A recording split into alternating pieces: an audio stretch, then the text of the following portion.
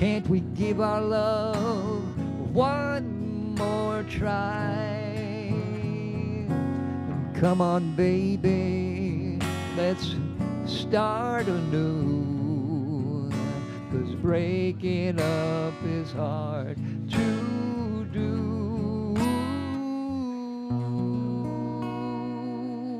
Breaking up is oh so hard to do.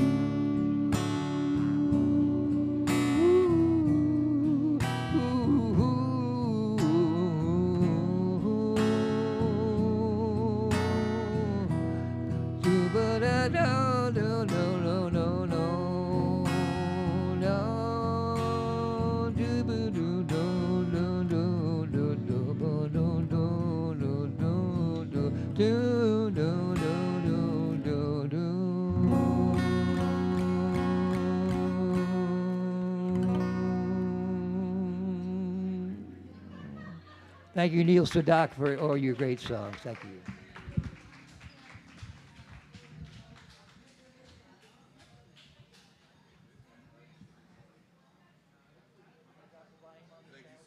What was that? No, that's fine. You can just clip.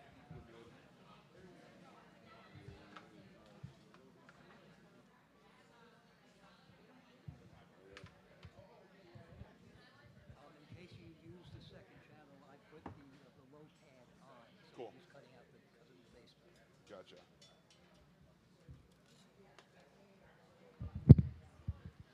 All right, ladies and gentlemen, it feels like it's time to start the comedy show. What do you guys think?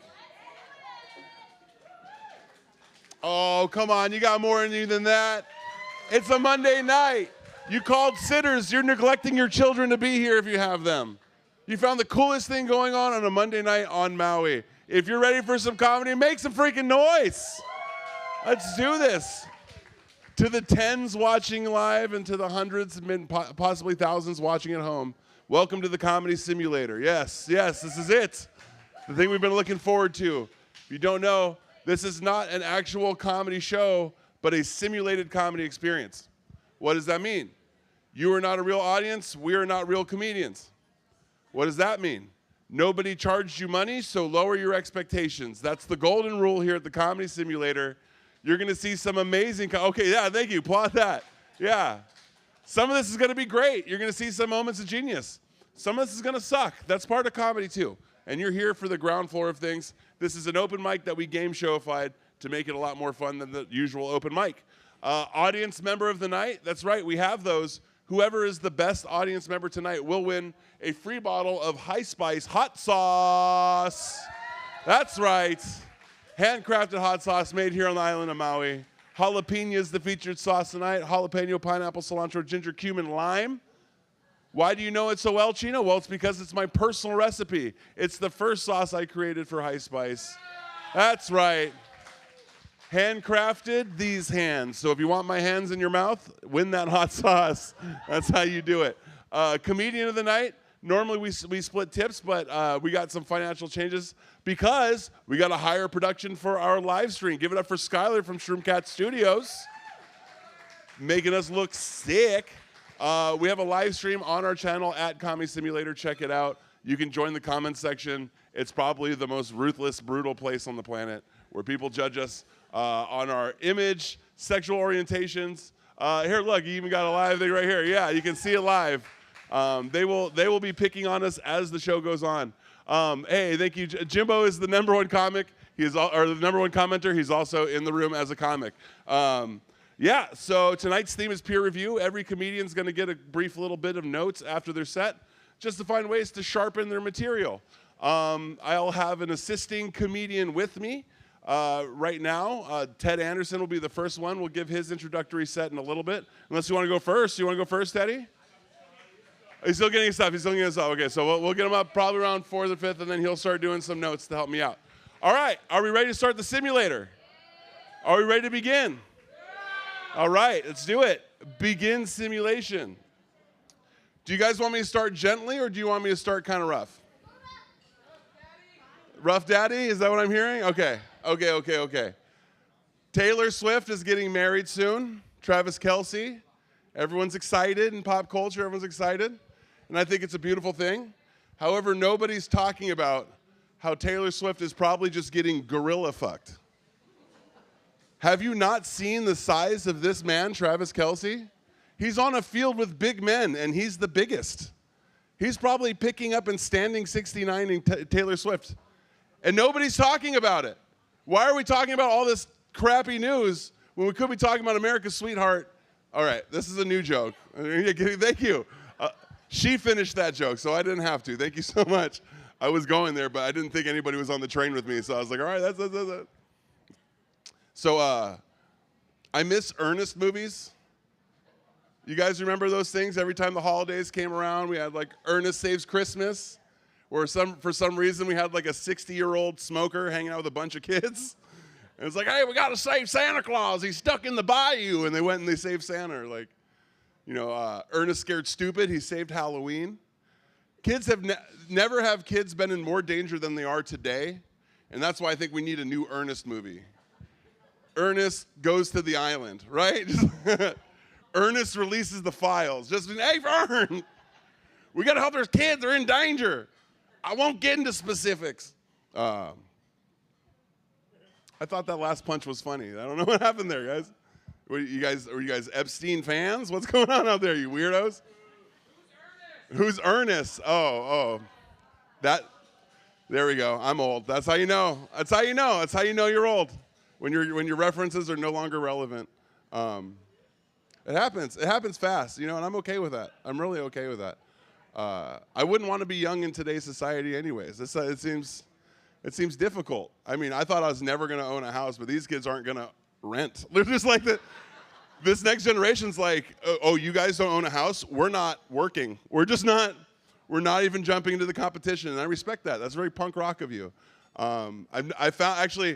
I got a younger worker at my day job, and they did something called, quiet quitting, silent quitting, where they just stopped showing up. No calls, no texts, no like, hey, I'm not going to be showing up anymore.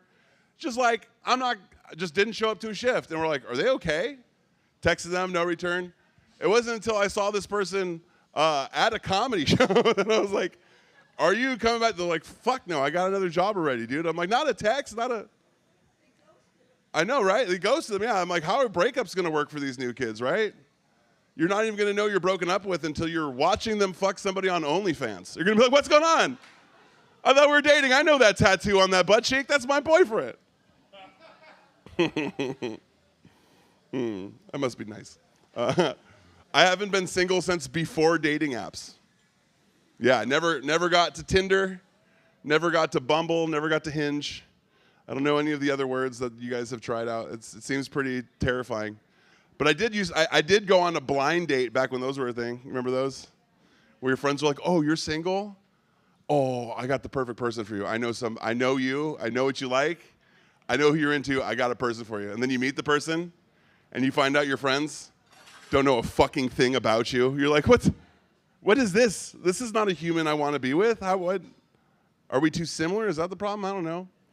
I got met up with a girl from Florida, and I knew it wasn't going to work when we started drinking. You know, like when you're on a date and you see somebody start to drink, and you're like, oh, okay, I got to keep up with them. And then at a certain point, you're like, I don't think I can. She started off the date by getting 2 Long Islands. Not even one. She's like, let me get 2 Long Islands. What are you getting? And I was like, let's just double that up. Let's just double that up. I was Edward 40 handsing 2 Long Island iced teas. Yeah. It did not end well. At first, she's like, yeah, I'm from Florida. I'm a big fan. I'm a big fan of college football. I went to the state. And like, we're talking about college football. And after 3 Long Islands, she's like, you ain't a gator. You're gator bait. Chomp, chomp. And I'm like, all right. This date went from a blind date to dating blind because I am so drunk that I can't see what's going on here. And then I had one with a girl from Australia. And that's like the Florida of the rest of the world, right? Like what Florida is to the United States, Australia is to everybody. I don't have time to tell the rest of that joke. It gets gross. We don't need to get there. You guys? No. No, I won't give it to you. Maybe I'll give it to you later. That's the power I hold. You guys ready to get this mic started? All right, for the first set for Note Night, got to give it up for the drug dealer. All right, he's a pharmacist. I got to be more accurate. Give it up for Mr. Rick Jager. All right, how we doing? Go Padres! The Padres beat the LA Dodgers today. Yay! I don't have a joke for that. I just like saying it whenever I can. So I spent a year in San Diego. That's when the Padres became my team.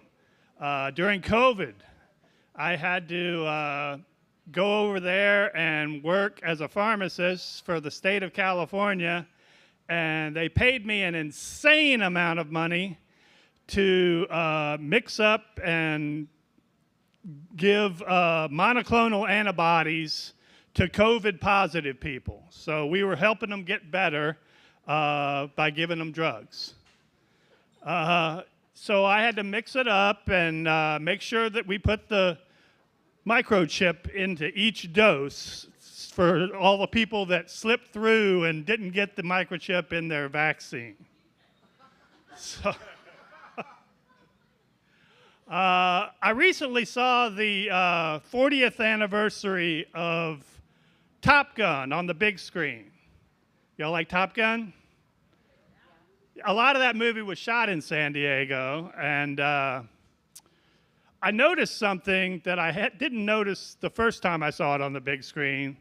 Tom Cruise clenched his jaw a lot in that movie to show that he was upset or under stress, or I don't know. It just, I'm getting bawled out by my ship commander. Let me clench my jaw. Goose has died. Let me clench my jaw. Now, I heard a rumor that this was in the 80s that they shot this. Between Simpson and Bruckheimer, that the cocaine was flowing freely at that point on the set. That could account for Tom's clenching. So, I don't know. So anyway, my wife and I have been married for, I don't know, 38 years or something like that. She's not here. She's back in Virginia. I've discovered the secret to a long, successful marriage is to just stay the fuck away from each other for as long as possible. So we've just gotten to the point now where we're just waiting around to see who wins. The death lottery, if you will. We have a daughter who lives at home with us still. She's only 36. You can't push them out of the nest too quick. I mean, they just won't survive. So she has a tagline that she'll use after she says something mean. She'll say, "I'm just saying."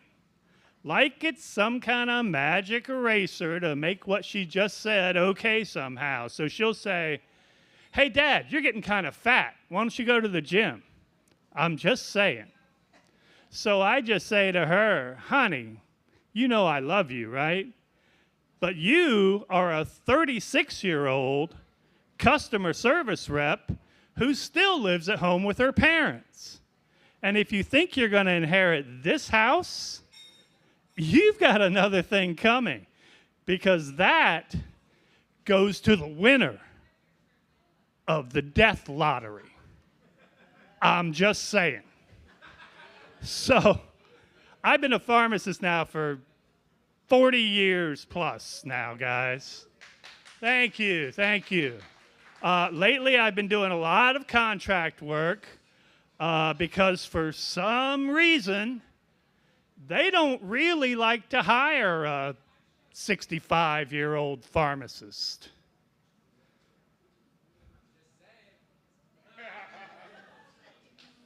What was I talking about? Oh, yeah, interviewing. I really hate interviewing. I'll do okay with the interview until they get to the question, so, where do you see yourself in 5 years? I'm like, surfing on Maui. Yeah, I didn't get that job. Don't get me wrong, pharmacy has been very good to me. It's given me a great life. It's allowed me to travel. It brought me here.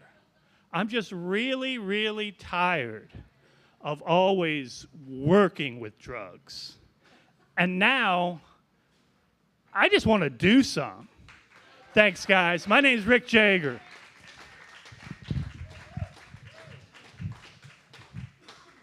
Rick Jager, ladies and gentlemen, he wants to do some drugs. Give it up for him. It's about time. And at this age, most of the drugs you want to do are covered by your PPO. All right. As for notes, Rick, that new microchip joke, is that a new one, newer one? I really like that joke. The timing of it, I feel like if you just adjusted the rhythm and maybe kept the microchip the blind punch until you deliver the punchline, I think that's a really strong, yeah. And also just in your rhythm, try to sell the punchline just a little bit more. Train the audience to laugh. But dude, great set. Give it up one more time for Rick Jager. Ted Anderson, you got some notes. You'll see his set in just a little bit. So Rick, here's the deal. I want you to go on. Rick, turn around. Old man. Rick, she ain't gonna suck your dick. Oh shit, that's Eddie V. No, he will suck your dick. Rick, here's the deal. I want you to go and you can get Gemini to write a transcript of your set. And the general rule of comedy is roughly a punchline every 7 seconds, or a line of setup to a line of punchline. You left so many punchlines on the table. You had 2 setups for Tom Cruise about him clenching his jaw. You could have had one about Scientology telling everybody that he's having gay sex. You could have done so many things with so much of your setup about being pharmacist, what it was like in San Diego. Like, go and look at your stuff and either cut words or add punchlines. There we go. Meat on the bone. Ted Anderson with his notes for this round. By the way, a punchline every 7 seconds or one line of setup to one line of punch, Ted doesn't do that, so don't worry about that. Don't worry, don't stress it. That's the goal. It isn't the standard. All right, coming up next to the stage, another fellow open mic runner. He runs the Kihei Show every Tuesday. Give it up for Mr. Morgan, Tom Asian.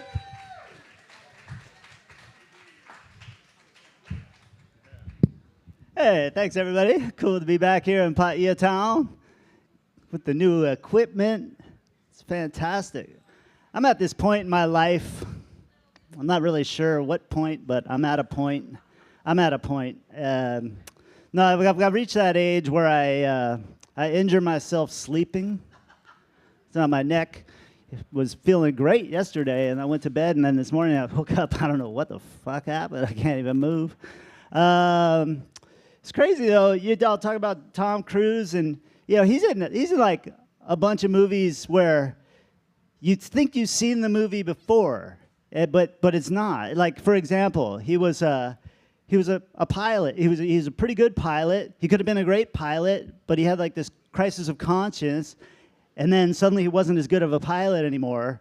But then he meets this beautiful woman, and he falls in love. She convinces him to be a better pilot, and so he saves the day in the end of the movie. But then a few years later, he's a race car driver. And he's a pretty good race car driver, but then he could be a really, really good race car driver, but then he has this crisis of conscience, and he meets this lady who's really beautiful, and next thing you know, she convinces him to be a better race car driver. And anyway, so enough about Tom Cruise. Tom Cruise is old enough, he's probably a grandparent now, and Rick might even be a grandparent. I'm not a grandparent because I don't have any kids. That's why you don't do that. But what I do know is you used to hear grandparents speaking about cocaine.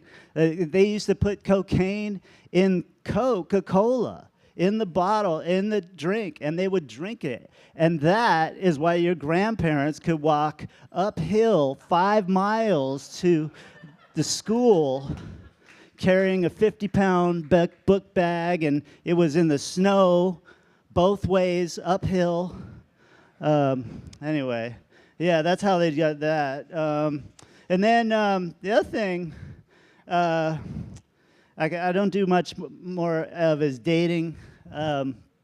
Instead, what I do is I just have girls move in with me. I foster women until they find their forever home. You know. But I would like to I'd like to shout out though. You guys know Elizabeth Warren is here tonight. just to point that out. Hey, yeah, we love Elizabeth Warren. This is Maui. You can say that. You can say that. 3 unfortunate facts. Today is not Friday. Tomorrow is not Friday, and the next day ain't Friday either. But I know, and it sucks to be a downer. I just want to remind you too that April was Procrastination Month. So, you know, I was gonna start a support group for procrastinators. And they say that people who are smarter tend to be lazier, or at least that's what the title of the article said. I didn't read it, so I'm not really sure. Let's see. What else can I tell you about these? It was the weekend, and I found a great website over the weekend for ordering sausage. I'll send you the link. Yeah. I don't know. I don't have any more bad jokes for you guys, but stick around because there's a lot more funny people coming. Aloha! Phew.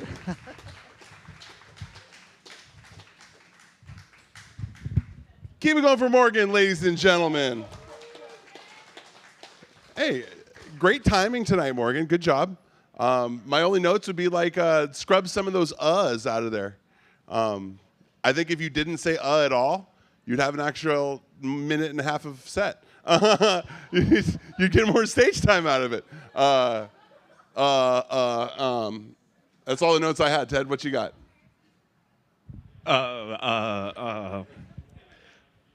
Your set has gotten infinitely better. Your jokes have gotten better. Your timing has gotten better. The fostering women is hilarious because I see a few of the strays that you've brought in here. I would say know when to stick your punches so you have a good laugh and then like you're trying to think of something else to add. When you're in a show like this and you're just working on your set and feedback, just have clip stuff and then you're done and then you move versus an open mic where you can kind of stumble around. But getting so much better, man. All right, keep it going for Morgan Tom Asian, ladies and gentlemen. All right, coming up next to the stage, is this your first time doing stand-up? Have you been on stage before? Never. First time on stage, first time stand-up comedian. Meet for the grinder. Give it up for Julie Jules Forte. Okay, so I don't know how to use this. Okay, well, what else is new? All right. So, hi. I'm going to be using my notes. Tonight, it's not working, is it? Is it working? Oh, okay. So tonight I'm going to tell a tale of an individual who I dated for a couple of years. Still, I guess, dating in a strange way. And his name is, I just realized I don't like the moniker that I was about to use for him. Let's call him David September. Okay, so let's tell the tale of David September. Why? Why would I date this boy for 2 to 3 years? Date, very loose term. Well, a couple of reasons. One, Tinder profile, chef's kiss, beautiful, stunning, fucking Jason Momoa, light, 5'10", bit of a gut, but still fucking sexy as hell. And he actually has an extraordinary marking that I thought was so fucking sexy. And I can't really out what it is because it'll out him, but it's like a very strong tribal warrior. He's a white boy who was born here. Tribal warrior tattoo. Let's just put it that way. Maybe somewhere in this region.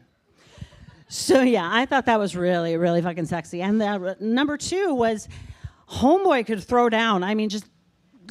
Yes, and 3, 1, 2, 3, just absolutely, just a perfect situation, and it was great. He would come over, and it was just I mean, he just, he is just unbelievable. Just like he just got out of prison, which he did. So let me just give you a little bit of a background on David September. He's a fucking straight up criminal. I think he's the sweetest. I do. I love him so much. He's just darling. He is a biker gang, prison going, fucking straight up criminal.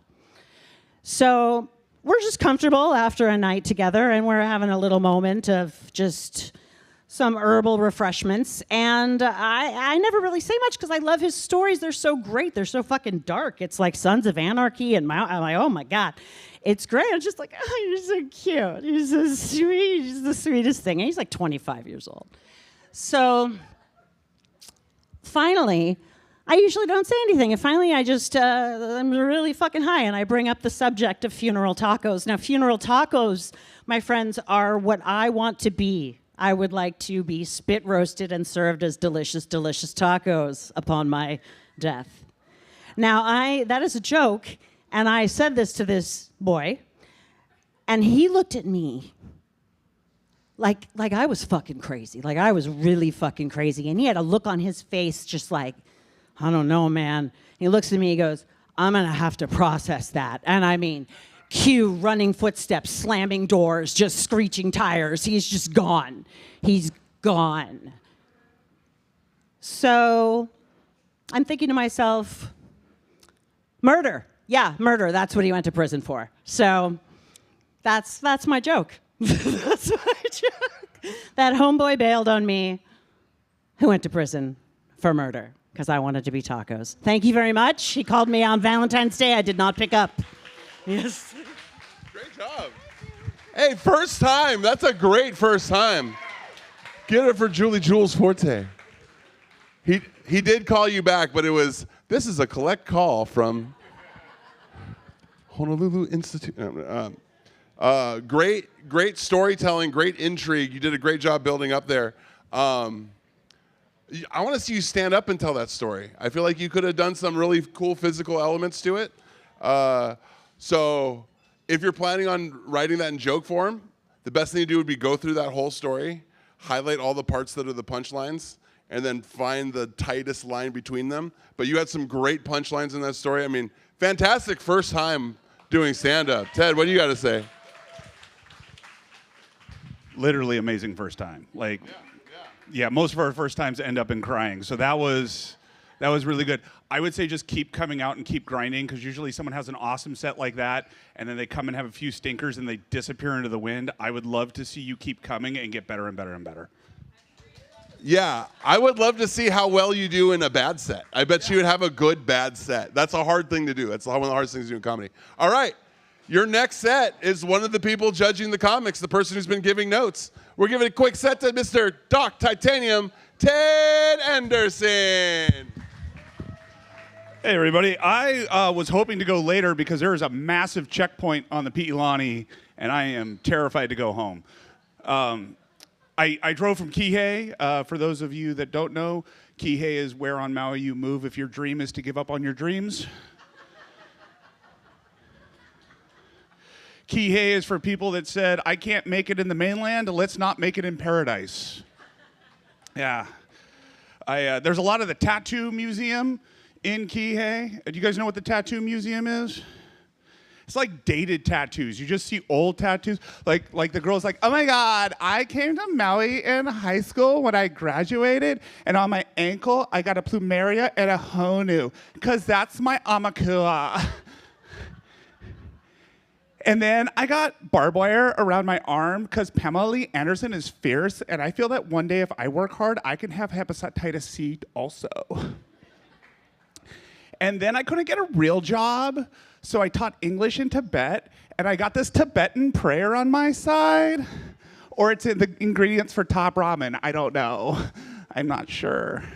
But then I got an eagle across my back because Trump and freedom. And it says for free.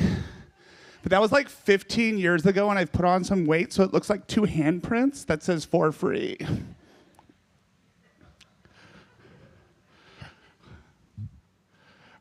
So we had our kids on island here. I have 3 daughters. The first one was had on island here. And what you may not know is when you have a child on island, you have to go to the hospital and they give you a class about all the ins and outs of what's going to happen during the childbirthing process. And during that time, the head nurse comes to the front of the room and she says, I would like you all to know that during the birthing process, there's a lot of pressure that builds up between the amusement park and the grittier amusement park. Disneyland, Knott's Berry Farm. Space Mountain, log ride. And some people allow that pressure to erupt naturally and a fault line will occur. And if that happens, those women are never the same because it doesn't heal properly. But if you tell your doctor, he can give you a small incision and release that pressure, and with a few stitches, you'll be okay. Right at that moment, from a side door, kicks open, poof! An older nurse walks across the room to a cooler, bends over, koosh, door shuts. Head nurse looks at the room and goes, never the same. All right, guys, my name is Ted Anderson. Have a good night.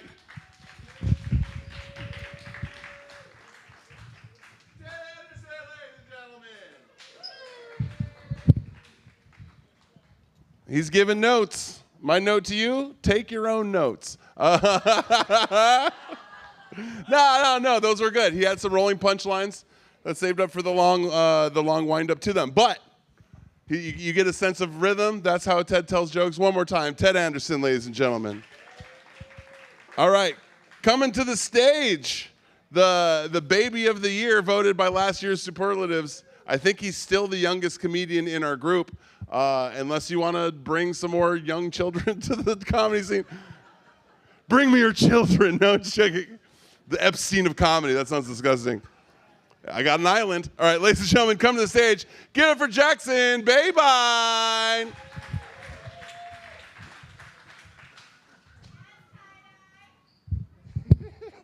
Did I get a tie-dye on the way up? Only in Paia. You guys wake up like an hour or two before your alarm, and you're faced with that age-old dilemma of going to sleep or not. You can never choose the right one. It's like that old question of like, would you rather blow your dad or eat out your mom? There's no good answer. I stayed up, so apparently I blew my dad. I don't know how that works. So I'm flying back to the East Coast tomorrow night to I'm gonna surprise my younger sister because she doesn't think I'm gonna go to her high school graduation, and so my brother and I are gonna surprise her. Yeah, except comedian brain of me almost ruined it like 3 weeks ago because I was like, oh, I'll be in the East Coast. I can set up a show. Yeah, she would have saw the advertisements I put out. Thank God I was a procrastinator. I have a girlfriend now. I'm in a happy relationship. Thank you, Ted. Thank you. I know you thought it would never happen. But this round of relationship, I was buying tampons for her, guys. And I was reading all the thousands of fucking different boxes. But they all said unscented tampons. I didn't know they made scented tampons. And if they did, what is it gonna be? Got like watermelon scented, cherry. Yeah, cherry always hits too close to home. You're like, not cherry. It's fair. Hey, honestly, better than blue raspberry, but whatever. I just thought of that one. That was fun. No, I do. I love my girlfriend. I just I hate going to Ross with her. That's the one thing. Because, like, I'm very to the point. I'm still a big child. I want to go to the shoe section. I want to go to the toy section. And then I want to leave. And she wants to hit every single aisle. So I just started, like, after I finish at the toy section, I walk over and I go, hey, I'm going to go tell customer service to call your name over the loudspeaker like I'm a lost child. And then we always leave after that. Works perfectly. The next day, found ourselves at Costco. She was on a mission, She had to just get stuff for her restaurant, and then we were leaving. But I took us to every single sample station that they had at Costco. If they were steaming the dumplings, we were staying. We were sitting there waiting for them to make some, like, mediocre sausages, and I was like, yo, this is my Ross. I know how she feels now. Also, just for guys in a relationship or plan to be, girls care way much more about pubes than we do, guys. They do. Like, if we're already down there, that's not going to stop us. But can't say the same for the flip side, you know what I mean? But now that I have a girlfriend, we've had conversations about it because we communicate well. So I just let her do it because I was like, you know how you want it done. So she trimmed them a couple weeks ago, and she, put them in a little dustpan, right? And then she opened the front door and she went. She lives on a property with chickens, guys. That means there's a chicken making a coop with my pubes right fucking now, guys. All right, that's disgusting to you, whatever. I was planning on ending on that, but whatever. Like I was saying earlier, I'm a giant child. I had a root beer float for breakfast like 2 weeks ago, guys, on my way to work. But what can you expect from a guy that looks like Jack Sparrow sailed into the X Games? I'm Jackson Babine, guys. Have a good night. Good job, Jackson. Jackson Babine, ladies and gentlemen. Let's see what I got for notes for you.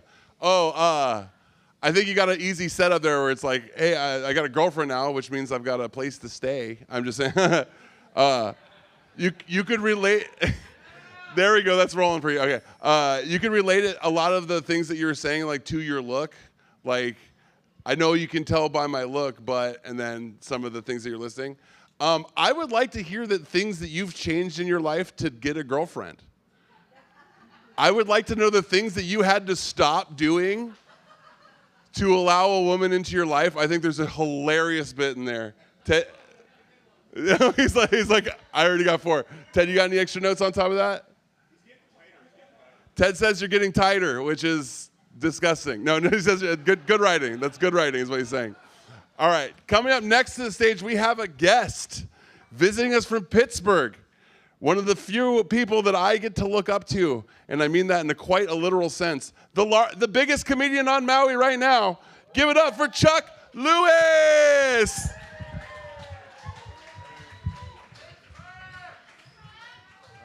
God, hello. I'm Chuck. I'm 6'10", which I recently found out is too tall to 69. Found out the hard way. A girl sat on my face, just had a face full of my tummy hairs. I'm eating her out. She just eating some cookie crumbs I had left in there from earlier. She was a big girl. She liked it, guys. She was into it. She was like, Chips Ahoy belly button shots, delicious. She had about 6 or 7. No, I really did. The reason I stopped 69 and those same girl on top of me had a dingleberry stuck to her butt cheek. Dude, shaking like a snack in a vending machine. And I hate Milk Duds. They're my least favorite candy. I'm worried about getting pink eye mostly. I'm eating her out. I got one eye closed. I look like that emoji. I'm like, you know. I'm like, is that what that emoji means?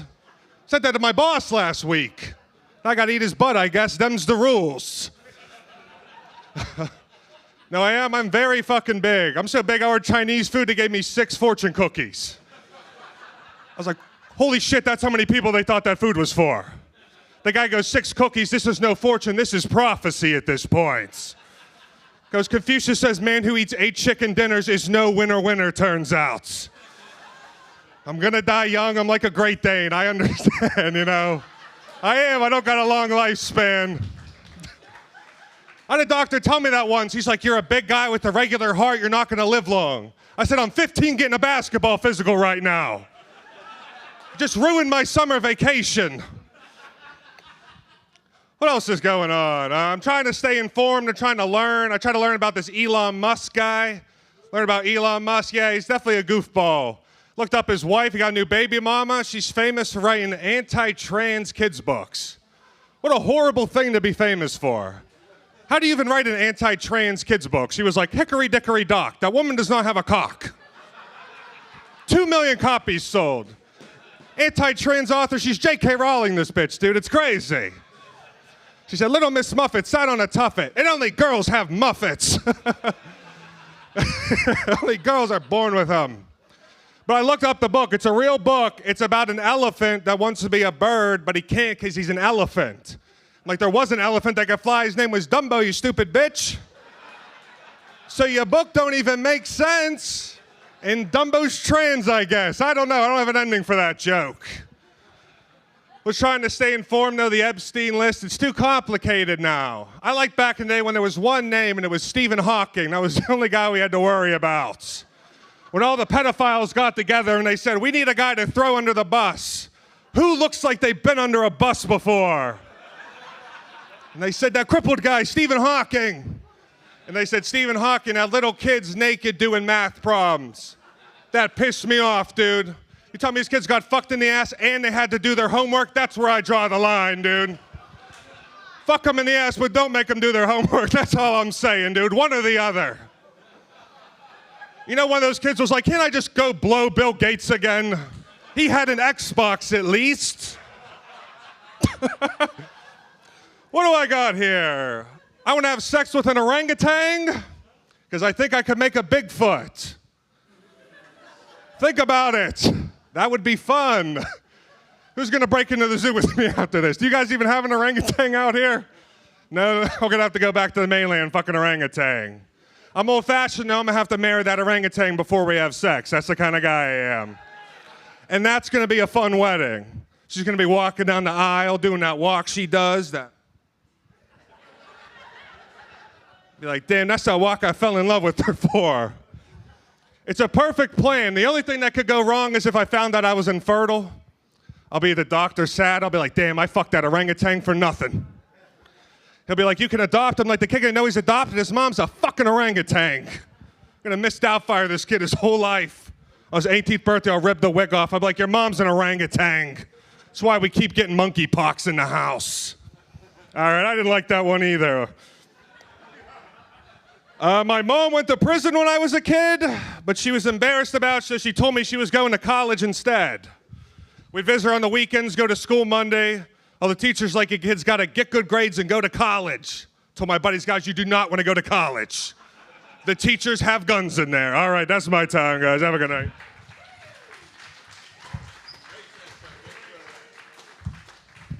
Keep it going for Chuck Lewis, ladies and gentlemen. Not going to give notes to that set. That was a great, great tempo. I feel like you brought some A game. You remember those jokes about Travis Kelce fucking Taylor Swift? I think I want to see the next person I want to see fuck Taylor Swift. I want to see that shit. That's one person you can, standing 69. All right. Wow, what happened? Momentum just died. Hey. One more time for Chuck Lewis. Let's bring that back. There we go. There we go. Ted, you got any notes? No notes, yeah? What you got? Compliment. You got a compliment. Yeah. Well, like Dangerfield kind of tone and pacing. Yeah, very quick setup punch, Dangerfield. Yeah, a gem of classic material, modernized style. Appreciate you, Chuck. Thanks for blessing our mic, man. We appreciate you. All right. Coming up next to the stage, a comedian who joins the comments list quite a bit. They're always getting you. Give it up for Mr. Jimbo.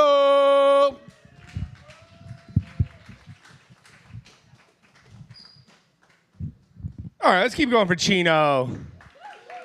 Rad. Let's also give it up for Timu Tony Soprano. That was rad. Honestly, he's like the new age Tony Soprano. Like, he could fuck a male orangutan. I don't know. It's like, I know you were all thinking it. Jackson, shout out to Jackson. Let's give it up for Jackson Babine. He's Jack Sparrow if Jack Sparrow sailed the 7 STDs. You know, that was, oh man, you guys hear, we're gonna get this big El Nino.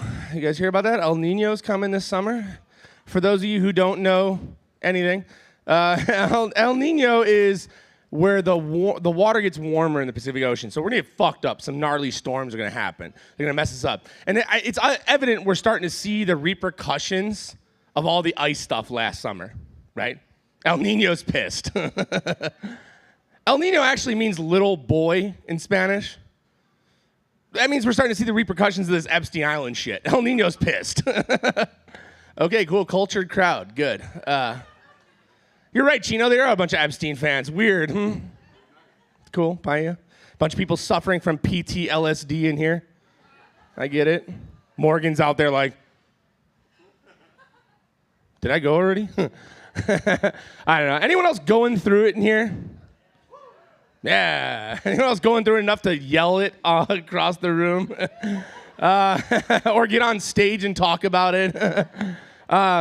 I don't know. I feel like I don't know if I'm like, I'm bad at describing it, so I don't know if I'm in like the ebb or the flow of my life. Like, I don't know if it's all uphill from here or downhill from here. I don't know if I'm on the wagon or off the wagon. I do know I want to kill no, I'm just kidding. So I want to stick this out and see it through. I just don't, I can't have kids, right? I'll survive, but I'm not going to have kids. Because in this weird society we're in right now, in this crazy time we're in, what if I have a kid and they turn out to be white? That's terrible. See, it used to be like a lottery winner there. And now you're like, that would suck, Jim. Oh, man. And I'm so poor, I subscribe to Amazon Lite. Anyone else in here? Amazon Lite's the same thing as Amazon Prime. It costs $3 a month. And you get to do everything you get to do with Amazon Prime, but when you go to put stuff in your cart, you can't ever check out. Windows shopping for poors. This is bad. It's where I'm at. Thought we weren't judging here. All right, cool. Let's see. What other? Oh, you know, I went to Ross the other day. Who's my Ross shoppers in here? Yeah, we do have some poor people. Sick. I went to Ross, and I went to pay with a $100 bill, and she put the marker on it.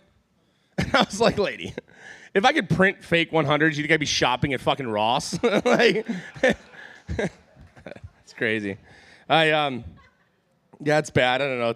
Times are weird. I actually, on Oahu, they had a gun trade-in. You guys hear about that? You could trade in your guns, and they give you a gift card to, like, a supermarket. So I flew over there because I had some miles. That's how poor I am. I'm like compounding miles with my gun. What am I going to get for it? I have no money, but I have a couple guns. So usually the correlation. So I went over there with my gun, and I traded into the police station, and they gave me a $100 like a Safeway card. And I was like, what a bad deal. I could have got way more than $100 if I just went into Safeway with my gun. I tried to get a refund. I like went back. I'm like, can we redo this? And they're like, no. Weird. They marked me down.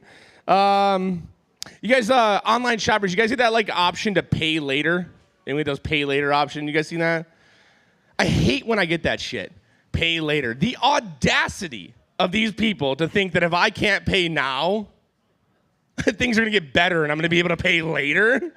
Like, I'm already paying later. I'm using credit. Like, what? You only pay later on credit? Deal. Sold. Every time I'm doing that. Every time. All right, let's see what I got for you. Get into my list of new jokes. My new jokes. Sorry, my new jokes. You guys know the terms these young kids are using these days, like, you know, the sigmas and all that stuff? I heard one the other day, we're cooked. Did you guys hear that one? We're cooked. I think Jewish parents let their kids say that. That's rough. All right, I'll leave you one more. Listen, I know the Jews are taking a lot of heat lately. Sorry, Lindsay, I know. They're taking a lot of heat lately. Arguably more heat than they've ever taken before. All right, I'm going to leave you guys with one thing. I'm going to do it tonight. I promised Chino I wouldn't do it. I promised the chat I wouldn't do it, but I'm going to leave you guys. I'm going to say the N-word. I'm going to do it. He zooms in on this. Netanyahu, Netanyahu, Netanyahu, Netanyahu. If I say it 3 times, Beetlejuice comes out. All right, everybody, my name is Jimbo. Let's keep it going for Chino. Jimbo, ladies and gentlemen, making sure that we don't get monetized by saying Netanyahu. Thanks a lot.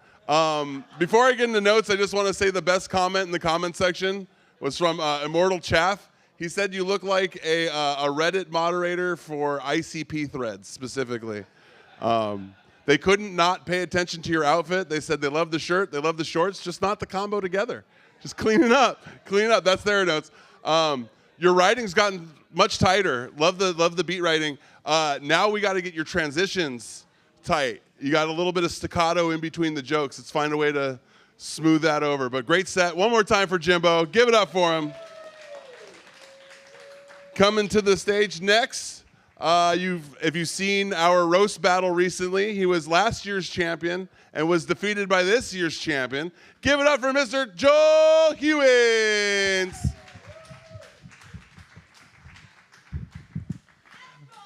Thank you. Thank you. Everybody keep it going for our amazing host, Chino. All right, I wasn't going to talk about it, but Morgan brought up Tom Cruise. I was thinking about it on the way here. I just want to share this. For those of you who don't know, Tom Cruise is 4'11". Let me say that again. He's 4'11". If you look him up on Google, he's 5'7", but I've seen him in person. He's 4'11". It totally changed every way I watch Mission Impossible. You know what I mean? Every time he kicks a guy in the face, I'm like, that's incredible that he's doing that off of a milk crate. Or that scene in Jerry Maguire where he goes, "You complete me." I'm like, yeah, and those platform heels you're standing on, Tom. God bless your Scientologist heart. I don't have a lot of money. I've been kind of broke recently, so instead of Netflix, I've been watching a knockoff version of Netflix. I've been watching this show. It's kind of like Sex in the City, but they can't call it that, so it's just called Fucking in the Woods. And instead of the show Stranger Things, I've been watching a show called Obscure Objects. It's been pretty good. Forgive me here, I gotta check these notes. What do we got here? I'm a dad. There's a very special moment that happens when you hold your child for the first time. Something you'd never expect. From that moment on, in the rest of your life, you will fantasize about killing pedophiles. Yeah. You know, it happens at random. The other day I was backing out of a parking spot, and I caught my reflection in the rearview mirror, and I turned into Liam Neeson for a second. I said, I have a particular set of skills, and if you ever try to hurt my daughter, I'll fucking... And I backed over a child in the process. Kind of like unintentionally, but you know, it's just the way that it went.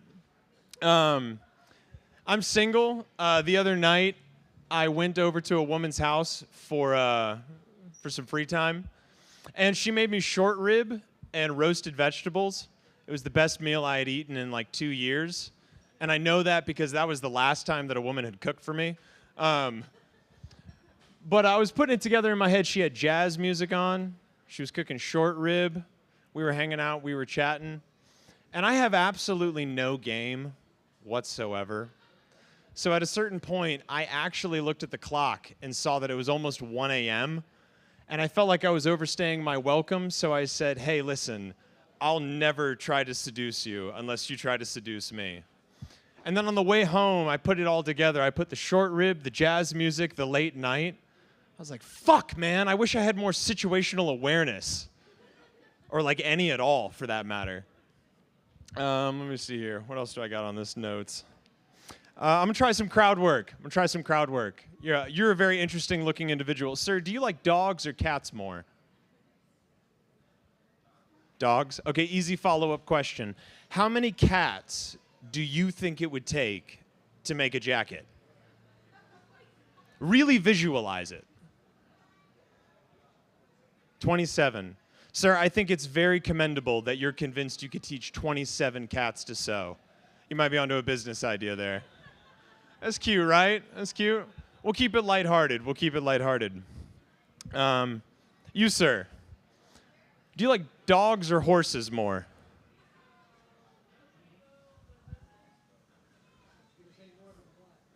Well, would you like dogs more than horses or horses more than dogs? This question is taking way too long. Where's Chuck? Where's that gigantic man, Chuck? You in here? Oh, he's out back.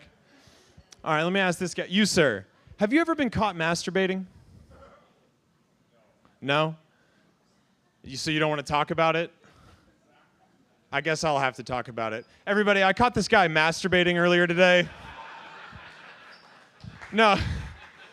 Let me tell you this. This is my last joke I'll tell you.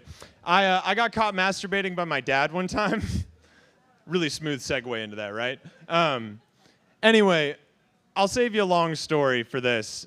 Basically, everything concluded with my dad knocking on my bedroom window right as I was masturbating into my hand and making eye contact with my father. And here's the cool thing about my dad. He never brought it up, ever. We've still to this day never talked about it. And I kind of want to ask him on his deathbed. I want to be like, hey, Dad, do you remember that time that I came looking into your eyes? Please tell me you remember that, because I fathered a child, and I didn't even do that with the woman who is her mother. So please tell me, Dad, you remember that. All right. Last but not least, guys, I just want to make a quick announcement. It's a big announcement. Kudos to Ivan and myself. On June 6th, Saturday, June 6th, we are starting our own open mic at Backlit Buddha Studios at 6 o'clock. We're going to call it The Show Up. If you guys think you're funny, if you think you got something worth laughing at, show up so you can show everybody up. Comics, it's $5 to enter. Best comic of the night gets $50. 10 slots, 5 minutes apiece. Let's see what you got. I'll see you then.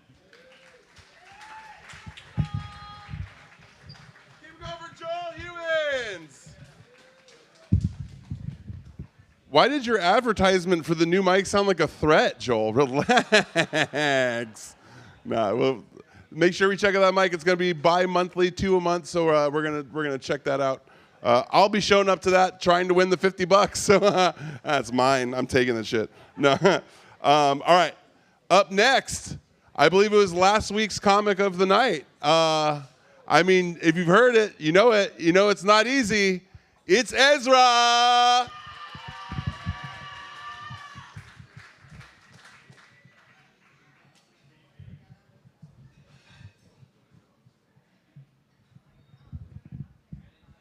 Bing, bing. Like you said, it's not easy. It's EZRA. I'd say I gave up booze about 14 years ago. Now I just cheer. No.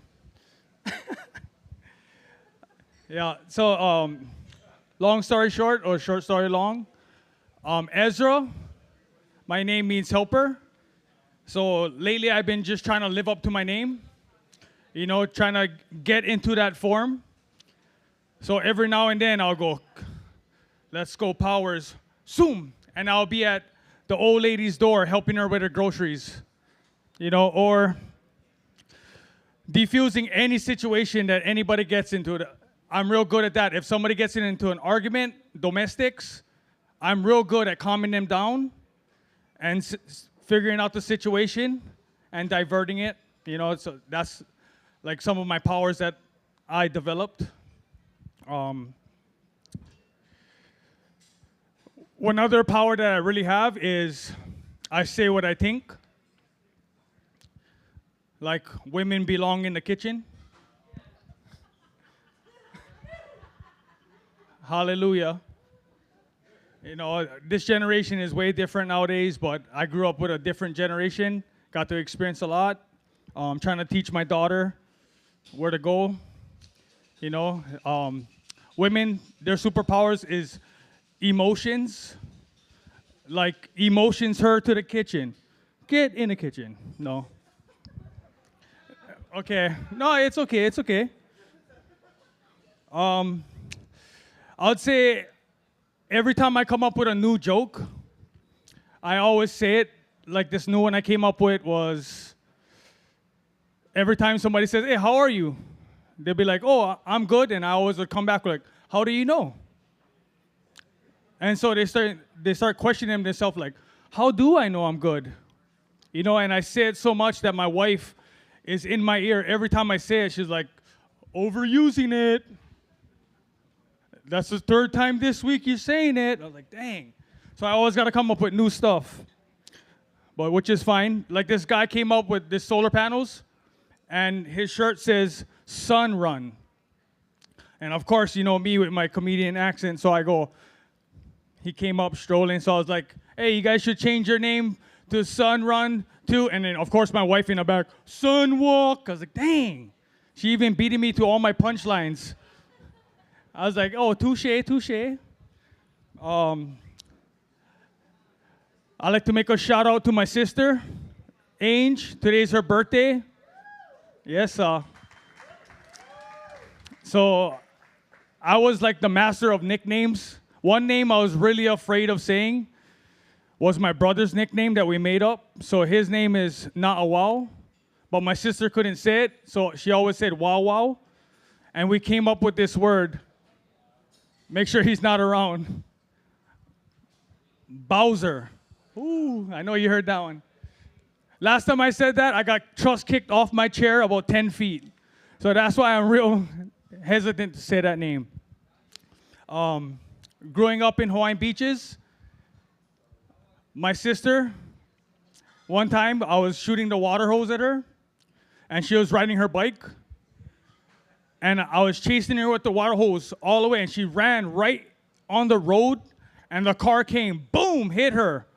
And I was like, oh, dang. So what's the first thing you do? You run, you wind up that water hose, hide that evidence, you go inside, you fold your blanket, make sure no evidence is seen, you eat your peas at the table, and then you go tell your parents, oh yeah, Angel's underneath the car, she just got hit by a car. Like, dang, I know, but that was brutal.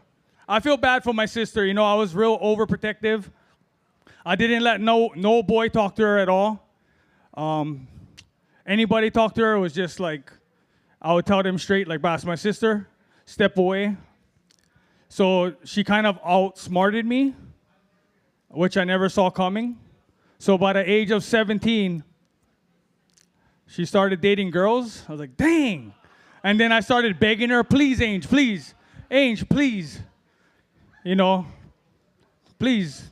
But it was too late, you know. So my younger sister, I did overprotect. My older sister, I underprotected. And they're both messed up, so it doesn't matter what you do. Just love them. It's not easy. It's easy, R.A. Yes, sir.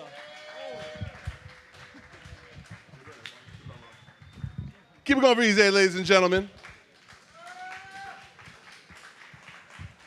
Third time doing comedy with us. Great job, Ronald. One note, I would have loved to have seen you meet the controversy of the room.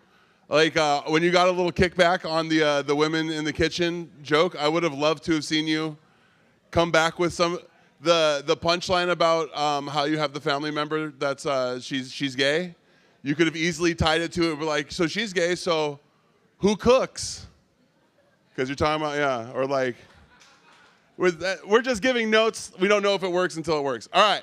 That was Ezra, ladies and gentlemen. One more time for Izzy. Coming up next to the stage, a regular. He's helped so much with the Comedy Simulator from beginning to its days now.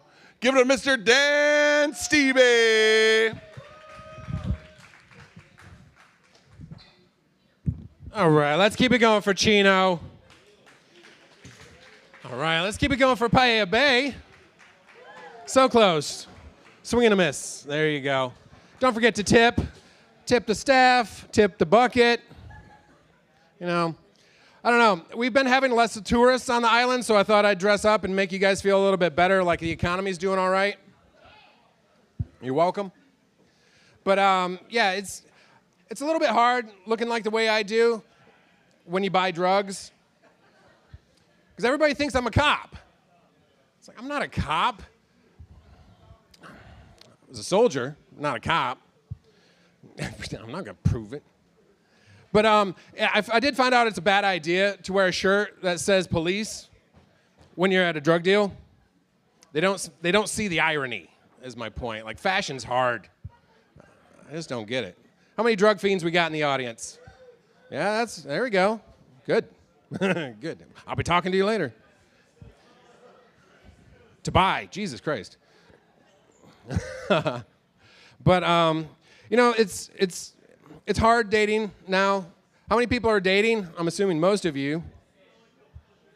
That was a bad segue. Jesus Christ. But it is hard. Like I've been out of the game for a while, and most of that is because of my wife. You know, hey, dating's really hard when you're married. You know, it's hard to find a good girl that's also into adultery. They don't mix. Now, I would never cheat on her. It's just too small of an island. Way too small of an island. No, there's like another one. But like really, you know, so I've already fucked up the whole segue of the other joke. Jesus Christ. All right, I got to jump around now. All right. But so communication is hard. You know, it's hard to you know, anytime you're in a relationship, communication's tough. It's extra hard on me because my wife is Swiss, and English is her fourth language. And she learned English in Ireland, which is fucking impossible. That was a bad Irish accent. Fuck it. I want to skip. All right, go to the notes. So over COVID, I actually decided to go straight edge, which was a bad idea. Like everybody started drinking and drugging, and I decided, no, what's one way to make it worse? Feel everything. Fucking don't recommend that shit, you know? But I was buying weed from this guy, and I just stopped, you know? And he just kept calling me, kept texting me. He's like, "Hey Dan, I got some great new stuff," and I just treated him like a girlfriend with an old girlfriend, and just ghosted him. Bad girlfriend, fuck. Yeah, well, it ain't one of them nights. And I jumped straight to the fucking punch. So I'll be seeing you guys, drug guys, later. Because I am out. All right. I do have a bit of an anger problem. Anger management was going great, but then I got a bill I wasn't expecting. I'm like, what the fuck? Back to square one, man. Back to square one. It's like, okay, I see your point. I'll see you next week. But my father passed away. And like when a parent dies, like there's some things that kind of come out of the blue that you don't expect, just some feelings and emotions. And now, like around the house, like if there's a cockroach or a fly, I don't kill it because I don't know how reincarnation works. Just in case, you know. But my dad is buried at Hooker Cemetery, which is kind of weird because they made us pay in cash. All right, my name's Dan Stevie. That's my time. Thank you. I love you too.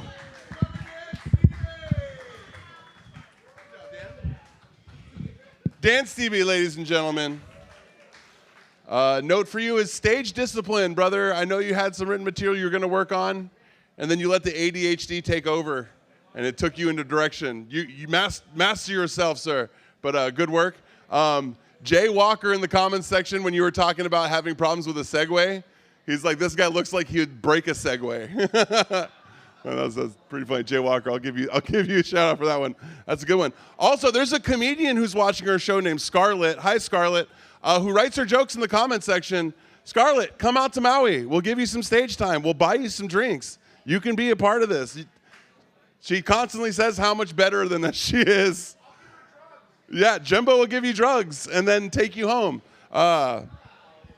No, not like that, but not like that either. He's not going to do that. All right, I'm going to walk around with the tip bucket to collect some of the cash. If you guys want to throw it forward, get it ready. Ladies and gentlemen, coming up next to the stage, a comedian from a land far, far away. No, he doesn't have a speech impediment. That's just where he sounds, where he comes from. Give it up for Ivan.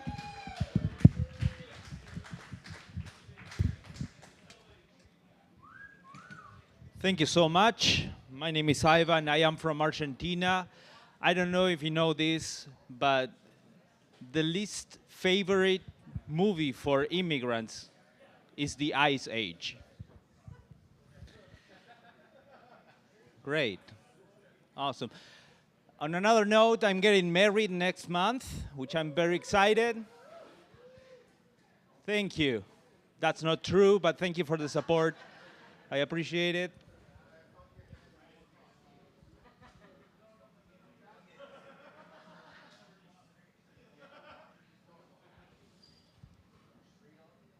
Recently, someone asked me, hey, what about your pronouns? And I said, dude, I am from Argentina.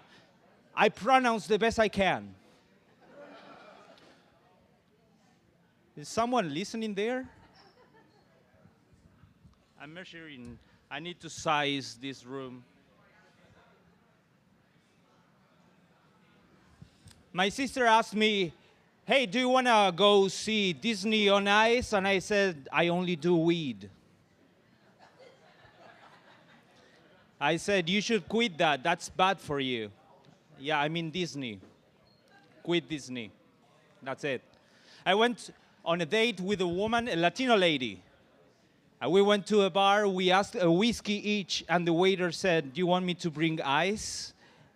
And we were like, no, that wouldn't be neat.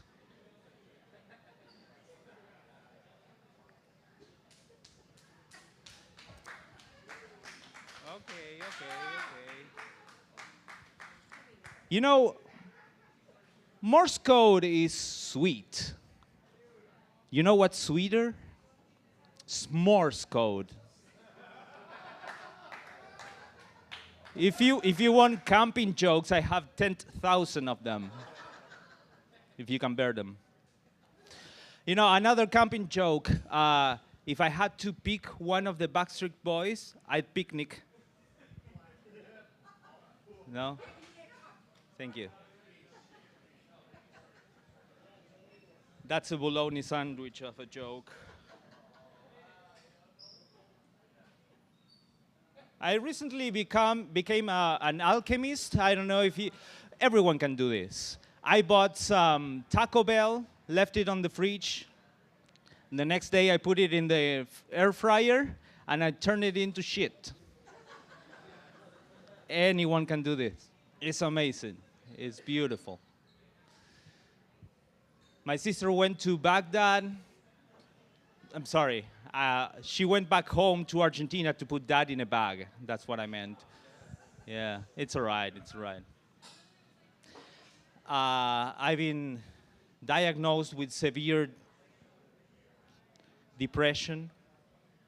And I went to get my pills, and the pharmacist said, you're going to get really drowsy with this, but you should take a lot of caffeine, you know? It's like, great, awesome. You're giving me pills, and on top of that, I need to top it with more drugs, you know? Like, great. I called the suicide hotline. Pills are working great, you know? I called the suicide hotline, and I started speaking with a very positive guy, which is what's intended, right? I started telling him I enjoy doing comedy and everything, and he goes like, there's no happy comedians, you know that, right? And I'm like, the suicide hotline. He shouldn't say this, right? He's bad at his job, right? I told him, give me your full name. I want to put you in my suicide letter. This is great. Thank you for enjoying this. This is amazing. I'm performing for these two ladies. Thank you so much. My name is Ivan. Thank you so much. Thank you, ladies.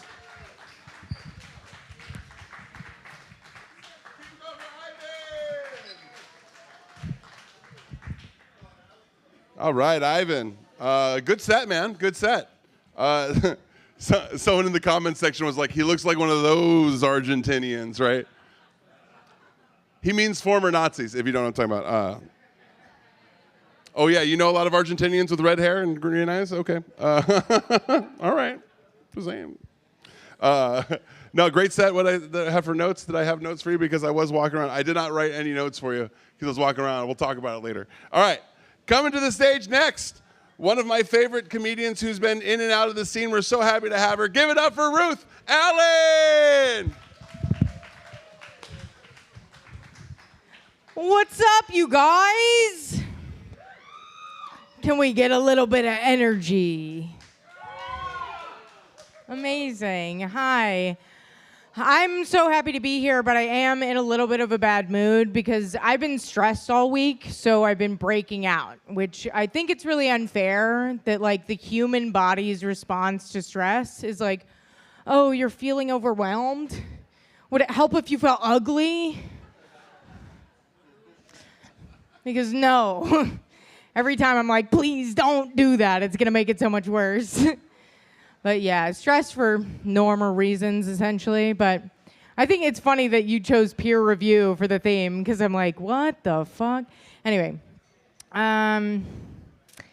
something else that stresses me out is just generally what guys say at open mics. Like I was at an open mic many years ago where a guy went on stage and he told the crowd that he liked watching porn better than having sex because pussy smells bad. No, yeah, gay, but also what a cool fucking guy, right? I was like, he seems really nice and fun. I'm gonna buy him a shot. Like, you like watching porn better than having sex is such a wild thing to say. It's like saying you like watching the show Friends better than having friends. Like, what do you mean? It's supposed to be a placeholder. It's not the whole fucking thing, right? And his whole thing is he was like, porn never prepared me for how bad pussy stinks.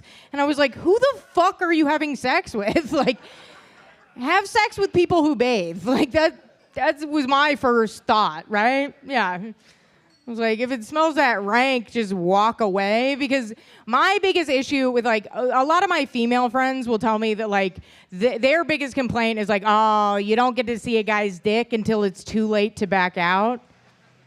And I was like, what? It's never too late to back out. Like, I have lost count of the amount of times that I've seen a guy's dick and been like, you know what? No, thank you. I'm going to go home. Fuck ugly dicks. Not literally, but you know what I'm saying, right? Like, damn. And, like, not to be a hater, everybody, like, people got some fucked up situations downstairs. It's like, I just don't want a personal part of that. It's okay. Like, you don't have to kill yourself. Just don't show it to me. Yeah, this guy being like, pussy smells so fucking bad. I was like, listen, I'm a lady. I have one on me right now, actually. And I've smelled my own, and I've smelled others. And personally, I think pussy smells like weed. In that when you first start smoking weed, you're like, ew, it smells like a skunk. But then you smoke for a while. And then later, you're like, this shit is dank. Yeah, there's different strains. Like, open the bag and deep inhale like an adult. Like, and also, like, it seemed so wild coming from a dude where I was like, question for the men in the room. Clap if you feel confident that I could smell your dick right now and not throw up.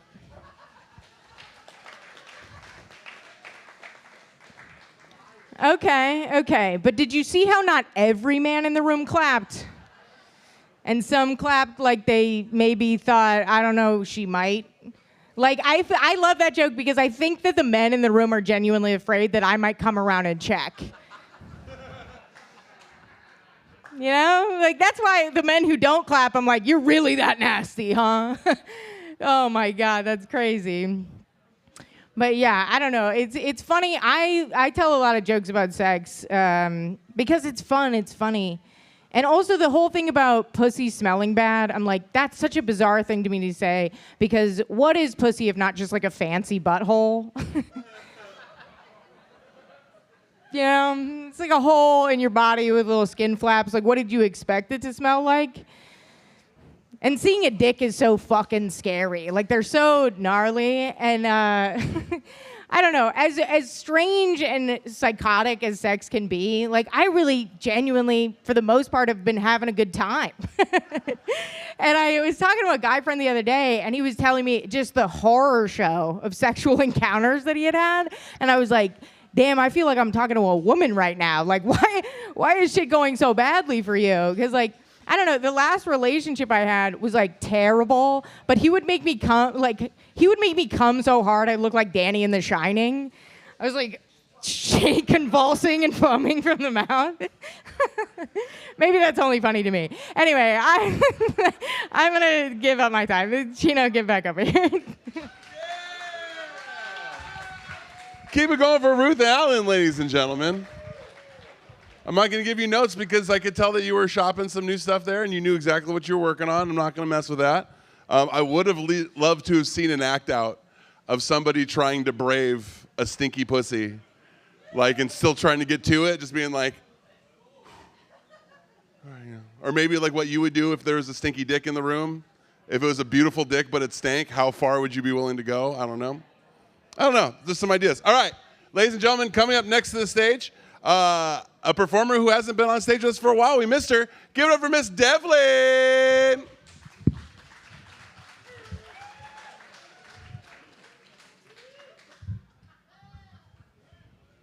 Did you miss me?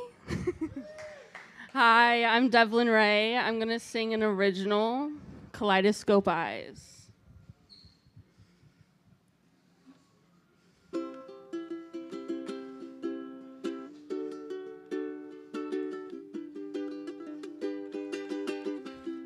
I see you. You reflect all the colors of the sky with your mind. Your kaleidoscope eyes, so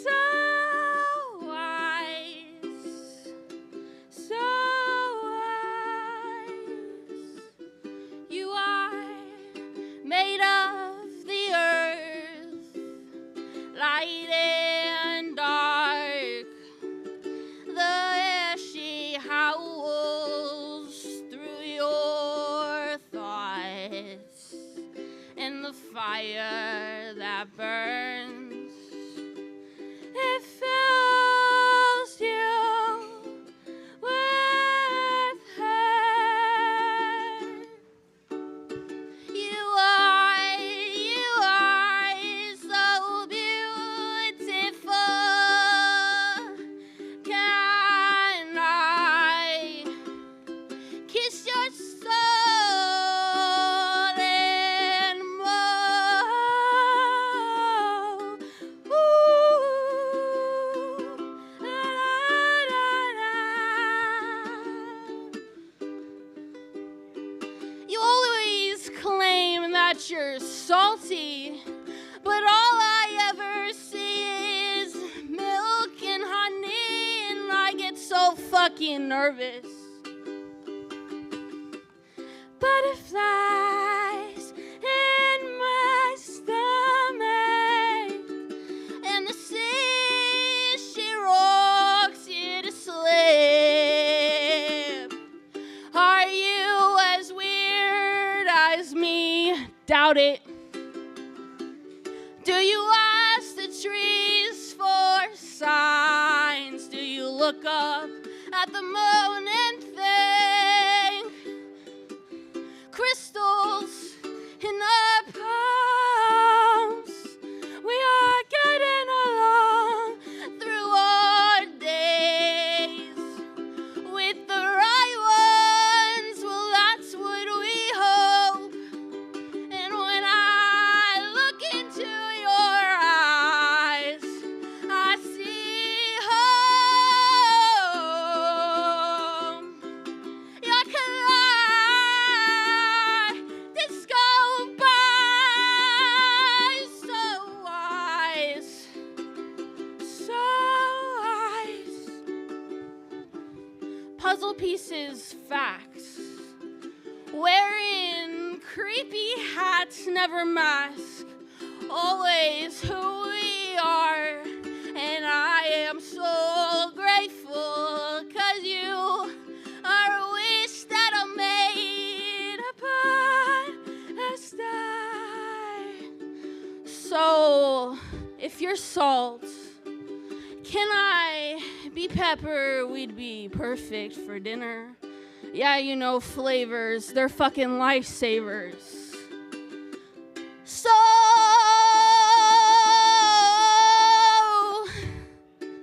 we are. Thank you.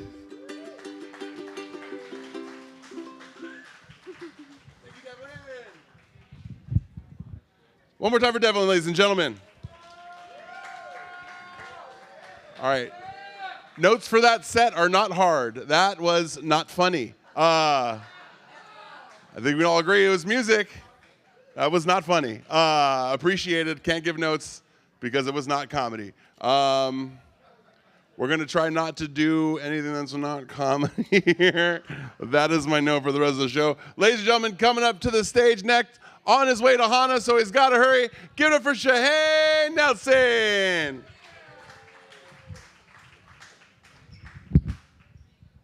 Thank you.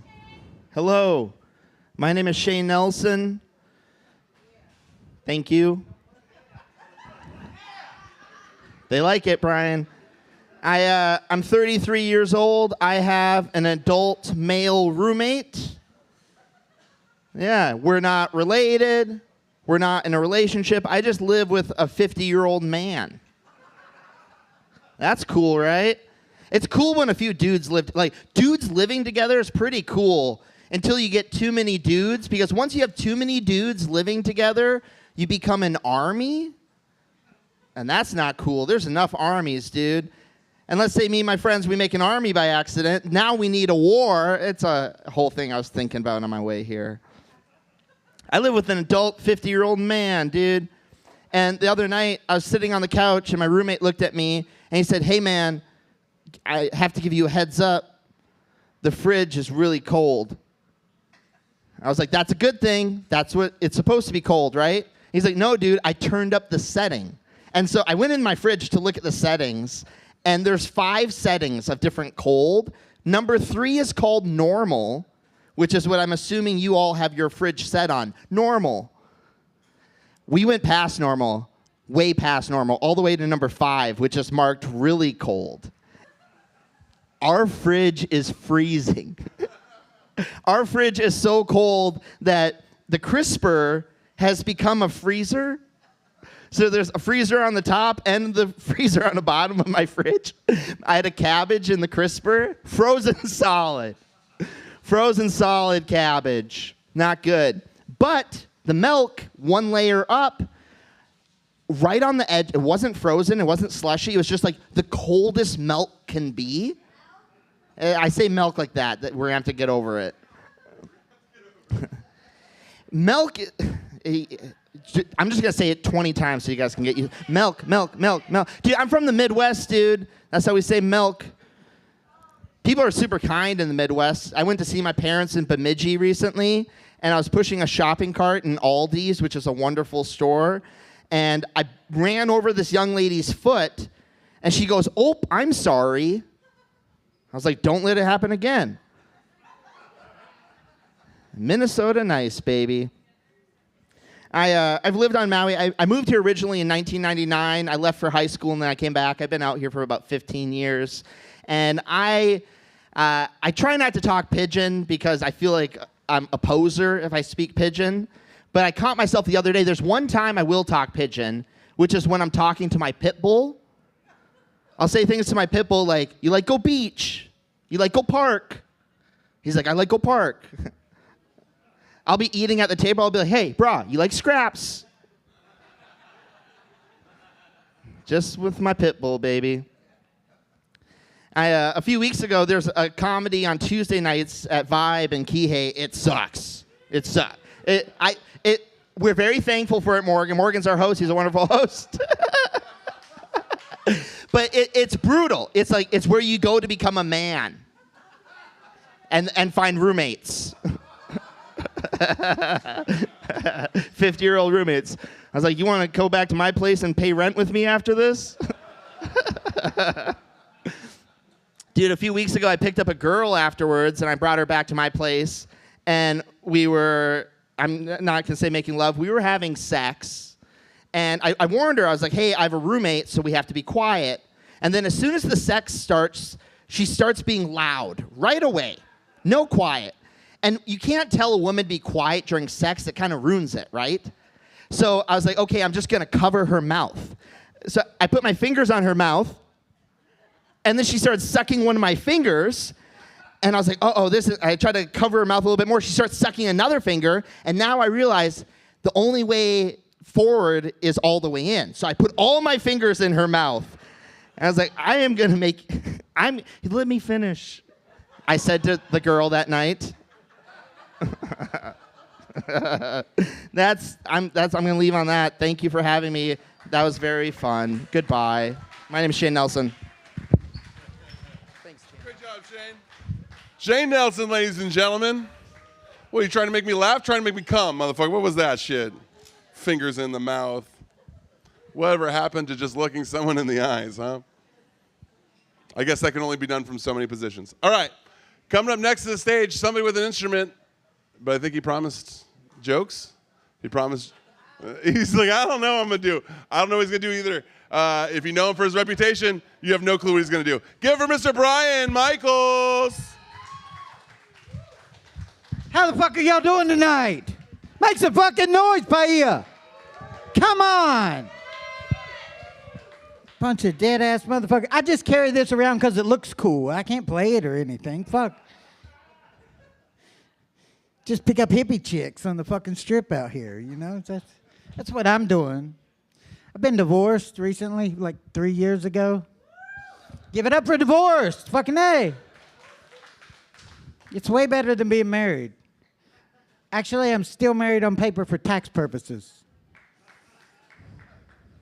Yeah. My wife took half of my business in the divorce. You know what I got in the divorce? The bag of mismatched socks. That's all I got.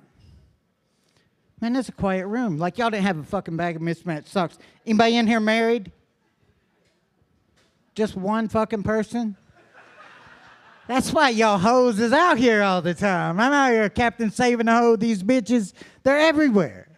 Fucking ruining my life. Ruining my life. Restraining orders, shit like that, yeah. You know how many charges I had last year? 23.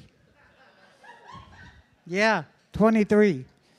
I did 8 days at MCCC. I'm a gangster now. But the bitch would move me in and shit. She'd be like, get rid of your apartment and move in with me. And I was like, well, you still have a restraining order on me. She's like, it doesn't mean anything. And then I'd get arrested. I had the cops go meet with me. I gave the judge a list of stuff that was at her house that was, it was unreal. It's a fucking good list. It's like my trailer, a couch, a golden retriever, butt plugs, 3 vibrators, a cock ring. Fuck, I don't know what else. It's fucking all kinds of shit. She sold my couch. Yeah, she sold my couch on Facebook. So if y'all bought a couch, appreciate it. Yeah, I seen peer review. I thought we was going to just be making fun of each other, Chino. Fuck. I was like, I'm coming to that. I'm ready for that. We can? No, I don't. I don't want to do that. It's make people feel bad about themselves, and then they'll end up 50-something years old and divorced, living with shame. Fuck. I'm glad that's not me. The question always comes up between straight guys: would you suck a dick for $1 million? I'm like, yeah, I'd suck a dick for $1,000. This comedy shit ain't working out, But what if you had to negotiate that blowjob, like on the show Pawn Stars? And they're like, I don't think it's worth $1,000. I have to call in my expert on sucking dick. So you wait around about 20 minutes. The expert walks in the door, and it's my mom. And she's like, he wouldn't be good at that. He never finishes anything.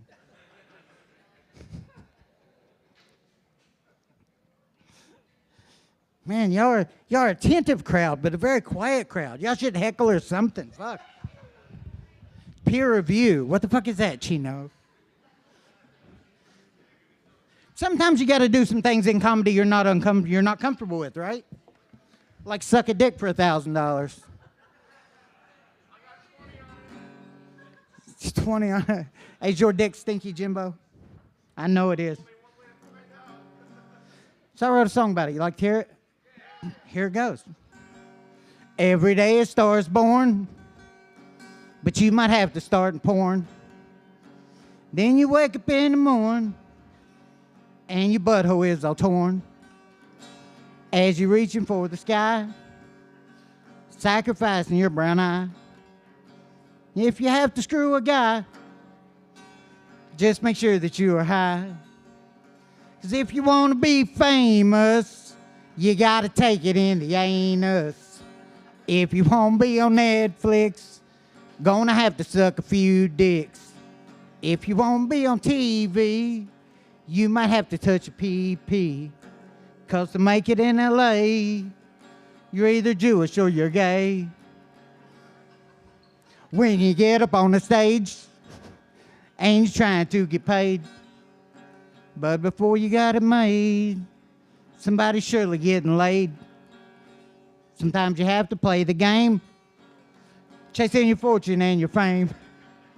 Out here trying to make a name, but you will never poop the same. 'Cause if you want to be famous, everybody got to take it in the anus. If you want to be on Netflix, gonna have to suck a few dicks. If you want to be on TV, you might have to touch a PP. 'Cause to make it in LA, you're either Jewish or you're gay. Give it up for Chino Forge, Power Up Comedy, and Paya Coffee Bar. Keep it going for Brian Michaels, ladies and gentlemen. I'm not going to give him any notes except for guitar lessons. I'll give you a number. I love how he's strumming the guitar and then looking at his left hand like there's a chord being played. Yeah, that's open E, open E, open E all the time. One more time, Brian Michaels, ladies and gentlemen. All right. Update. Scarlett said she doesn't want to just come out for an open mic. Hey, Scarlett, send me some videos to Chino Bra. If you're funny enough, I'll book you as a headliner. We'll pay for your tickets in paying you out, so no more bullshit. Let's see it. Send me that video. Let's see if you're funny. All right, coming to the stage right now, another person from another country. So if you don't understand what he's saying, don't worry. We'll put subtitles on it later. Give it up for Bashar! Yeah. It is nice to be up here. The other country he's speaking of is Iraq. I am Iraqi. I'm actually bringing more Iraqis to the island. I'm having a baby soon. Give it up, guys. Appreciate it. With how things are going with the economy right now, this baby is going to learn intermittent fasting pretty quick. All right? It's going to be a low-fat baby, tell you right now. My girl wants to have home birth. Right, so I've humored her, and we went to a midwife, and she wants $9,500. Okay? So here I am in Bank of Hawaii trying to convince the teller, okay, to put this loan on my baby's name. And they weren't having it. I'm like, I don't give a fuck. This baby's gonna be paying debt from the moment she's here. I've been reading a lot of self-help books recently, you know, trying to be better, you know, bring positivity, be mindful of the people that are around me. On a different note, a good friend of mine just got diagnosed with skin cancer. So I had to be there in person to tell him, you're the average of the 5 people you surround yourself with. You know? So you're going to have to write this one on your own, bud. I can't take these chances. I'm about to be a father, so. I recently bought a lamb leg from a Jewish rabbi. It's a true story. Okay? I come in and I'm like, salam. He goes, shalom.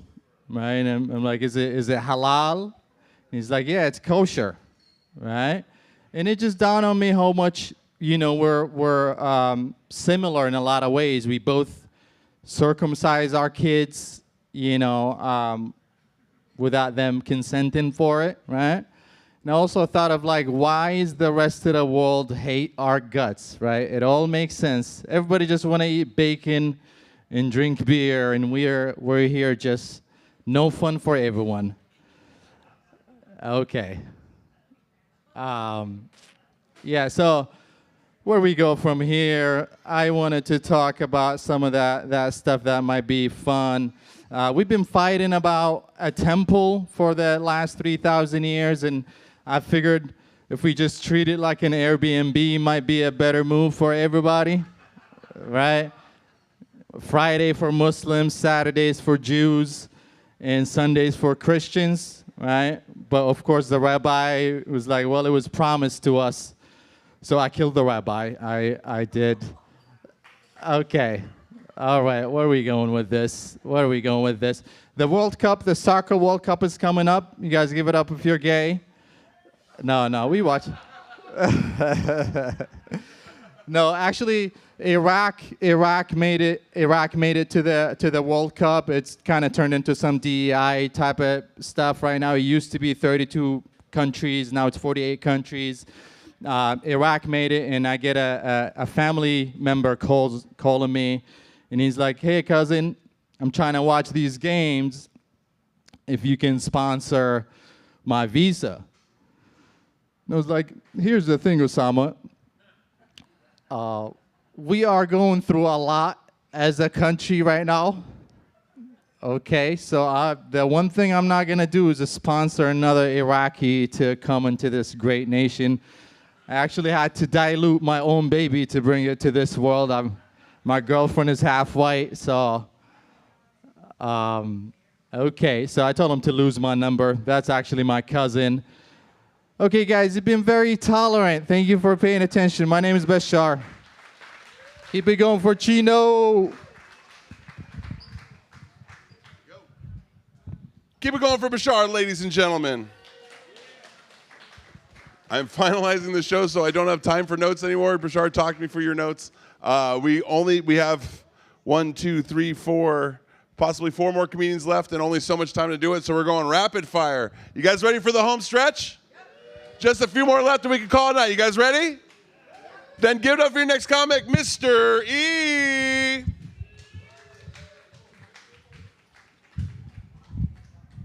Hey, thank you, everyone. Let's give another big, warm round of applause for Paria Bay Coffee Bar. Or better yet, tip them like you live here. Also, keep going for Chino at 4. I'm really impressed with how far the comedy simulator's gone. Let's give him a big round of applause. Also, tip them like you live here. And then, hey, let's give all the comedians tonight a big round of applause. Brave enough to come up here for peer review. That's a lot of courage. And finally, give yourselves a round of applause, sticking here long enough to watch my judgment. Much less impressive. Also much less impressive. I mean, like, way less impressive than, like, Maui's stunning beaches, sunsets, rainbows, and waterfalls. The tourists, man. You locals gotta know what I'm talking about. I saw the most amazing thing in Paia one day. I actually saw a tourist mom teach her child. She's like, come on, sweetie, we got to make room for other people on the sidewalk. I was literally like dead in my tracks, astounded. I literally missed it. Like I witnessed a miracle on concrete. It's just really, really peculiar to see a tourist show consideration to someone else. I felt like I should mark the calendar.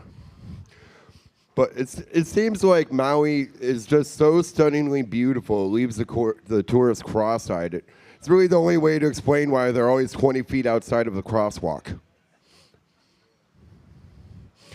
But it's a lot to bring in. I mean, don't get me wrong. I really love the tourists. They bring life to Maui, you know. They bring a lot to it. But it's just like, why do they got to treat the sidewalk like their own personal red carpet? I mean, how many people do you see the Paia shuffle? They're like, step, stop, step, stop. Oh my God, honey, there's a chicken. Step, stop. Then they're taking a selfie with the same chicken. You want to be like, brah, that chicken's been here since 2009. It's not going anywhere. Neither is the sunset. Can we please act like we've seen color before? You know, like all these locals, people like work and do stuff here. They're just stuck in the red carpet in slow motion, just trying to buy milk before it's dark out. And it's like, no, there's all these people in the way. This beautiful Maui hostage situation. It's perfect, except for everybody comes to see how perfect it is. But no, I mean, I wasn't born here, and I'm not leaving. I made this mistake of eating fresh pineapple and mango, and I'm not going back. I have this rational fear of planes that leave Maui now, so I don't know how many years I have to be here before I don't count as a tourist, but I do know what a crosswalk is for. Oh, man. Boy, I feel almost as smart as a crosswalk up here right now. I think I heard one chuckle. Also, I'm very, very relieved that the taco woman was left. I want to show support. I'm stoked about winning the taco contest, but I was scared about wearing this shirt after I heard her bit. Hot for tacos? Not anymore. Man, I like spicy tacos, but that might be too spicy for me. I might be making myself sick talking about eating tacos now. I'm going to let it go at that. Everybody have a good night.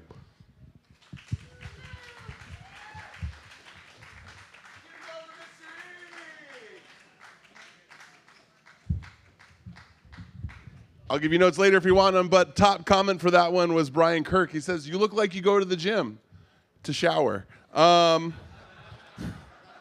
That's a good one, Kirk. I appreciate that. All right, coming up next to the stage, very funny, the roast battle winner of this year, Miss Lindsay Roth. Give it up for Chino, everyone. Hi, commenters. Fuck you all. My favorite one so far is that there must be something in the water in Hawaii. And I don't know if you guys seen the news, but there is. It's Kash Patel. I love talking about him because he's insane. You guys hear what happened? He went snorkeling in Hawaii, which is not unusual. But he went snorkeling, of all places, at Pearl Harbor. Has anyone gone in the water there? No, I think only dead people are in the water there. Jimbo likes that one. Going snorkeling at Pearl Harbor is like having a family fun run in the Arlington Cemetery. Or like free soloing Mount Rushmore. It's like as sacrilegious as taking the Lakota Black Hills and making Mount Rushmore. Okay. Or as disrespectful as putting a military base on stolen Hawaiian lands. Okay, that one was fun. Let's talk more about politics. Have you guys heard that the U.S. Postal Service will be closing down before the end of the year? I know, the elder women in the back are upset about mail being canceled. Anyone else use mail still? No? Okay, just the woman with a boyfriend in prison and these boomers. Thank you, Elizabeth Warren. You're going to save our country. Do Yeah, the USPS, their motto is like through rain, through sleet, through snow, but certainly not through this political climate. And I think someone needs to tell Trump supporters that if there is no mail, then there are no mail order brides. Because what are you going to do? Have UPS order brides? FedEx? That's how you send them back? Young Brothers? No, I think they'll be UPS order brides. Do you guys actually know the UPS slogan? It is, Bashar will like this. It's, what do you want Brown to do for you? That's literally their slogan. And I think the answer is unpaid labor. What's next after slavery? Yeah. I feel like it's important to talk about politics because we're all getting fucked, but we're all like arguing about stuff that we'll never agree on, and we just need to like really talk about the important things that impact us all, right? We're always arguing about things like guns. Let me just finish that argument. Do you know who's going to win in the argument against guns? It's the people who have the guns, all right? So we're going to be a pro-gun place.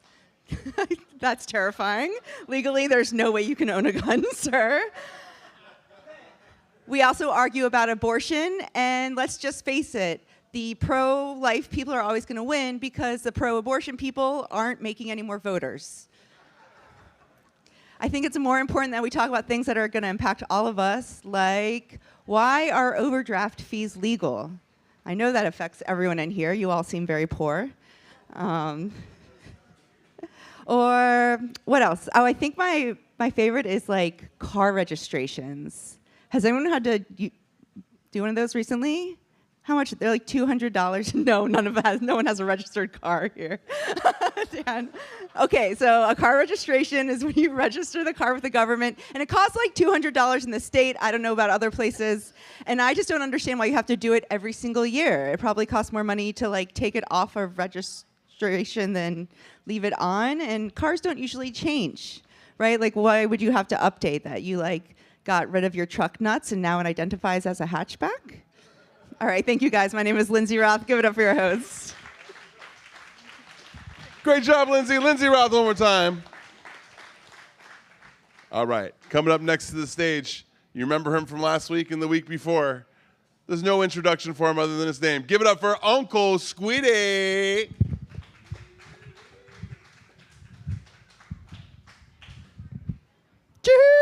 All right, keep it going for Brother Chino, the host with the most hot sauce. That's right. And thanks for all staying out all night tonight. You guys are some hammers, eh?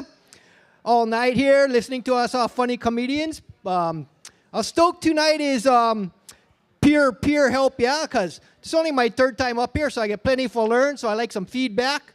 But maybe we're running out of time now, so might not get any, but that's okay. We're going to try anyway. But I heard some guys still using AI for their comedy, yeah?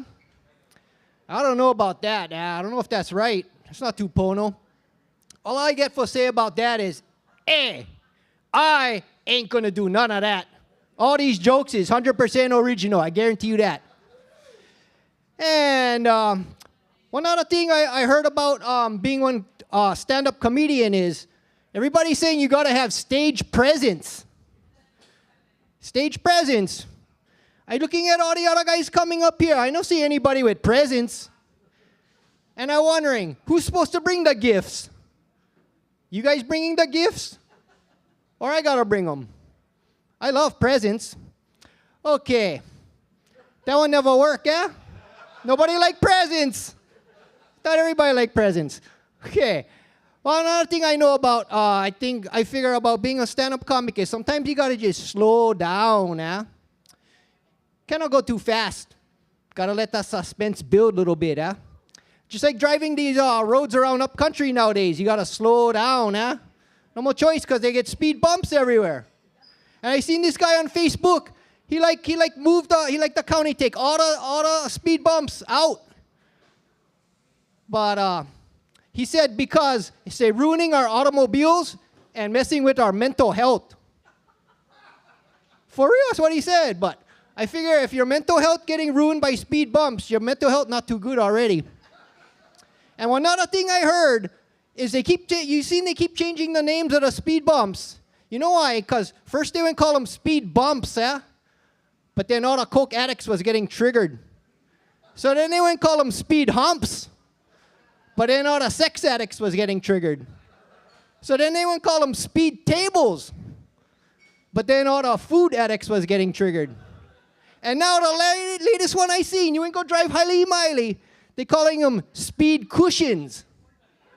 For real, speed cushions. And you know who gonna get triggered now? All the privileged white people, huh? That's all I get for you guys tonight. Mahalos.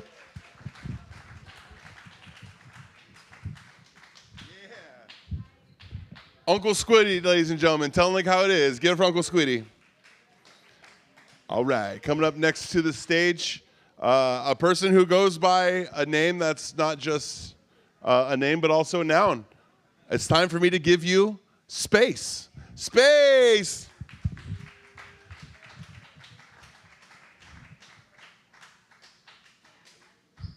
What's up, guys? How you guys doing tonight? Yeah, it's all right. It's all right. It's chill. I'm going to read from my phone. Don't hate me. I'm just not a comic, but I just like to make jokes and write stuff down on the notes when I'm bored. But yeah, so I started going to therapy. Anyone started going to therapy recently? You know, it's a new thing to do. Everyone's going to therapy. It was a scary thing for me, honestly. It was a scary thing to go to therapy. Scary to be vulnerable. You know, I was afraid to show anyone how fucked up I could get while still remaining cool, calm, collected. Telling jokes is normal, you know? So instead, I went to parties and would show people how fucked up I can get while remaining cool and telling jokes just as normal. Play on words. But yeah, I really didn't want to go because I just didn't want to feel like someone was talking to me like I was stupid, like my whole family did when I was younger. I always had aunties coming over to the house at dinner, family parties. They would rip out the photo book and start telling me, showing me pictures, saying, these are pictures of me when I was younger. And I would look at her and say, I know how photos work, you dumbass. Damn. And that's my set. Thank you.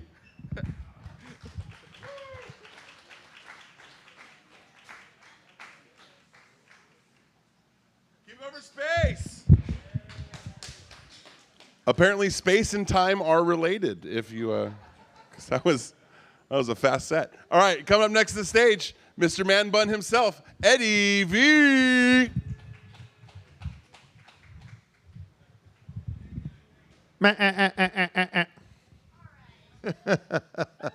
I don't know who's left. This is still a good room.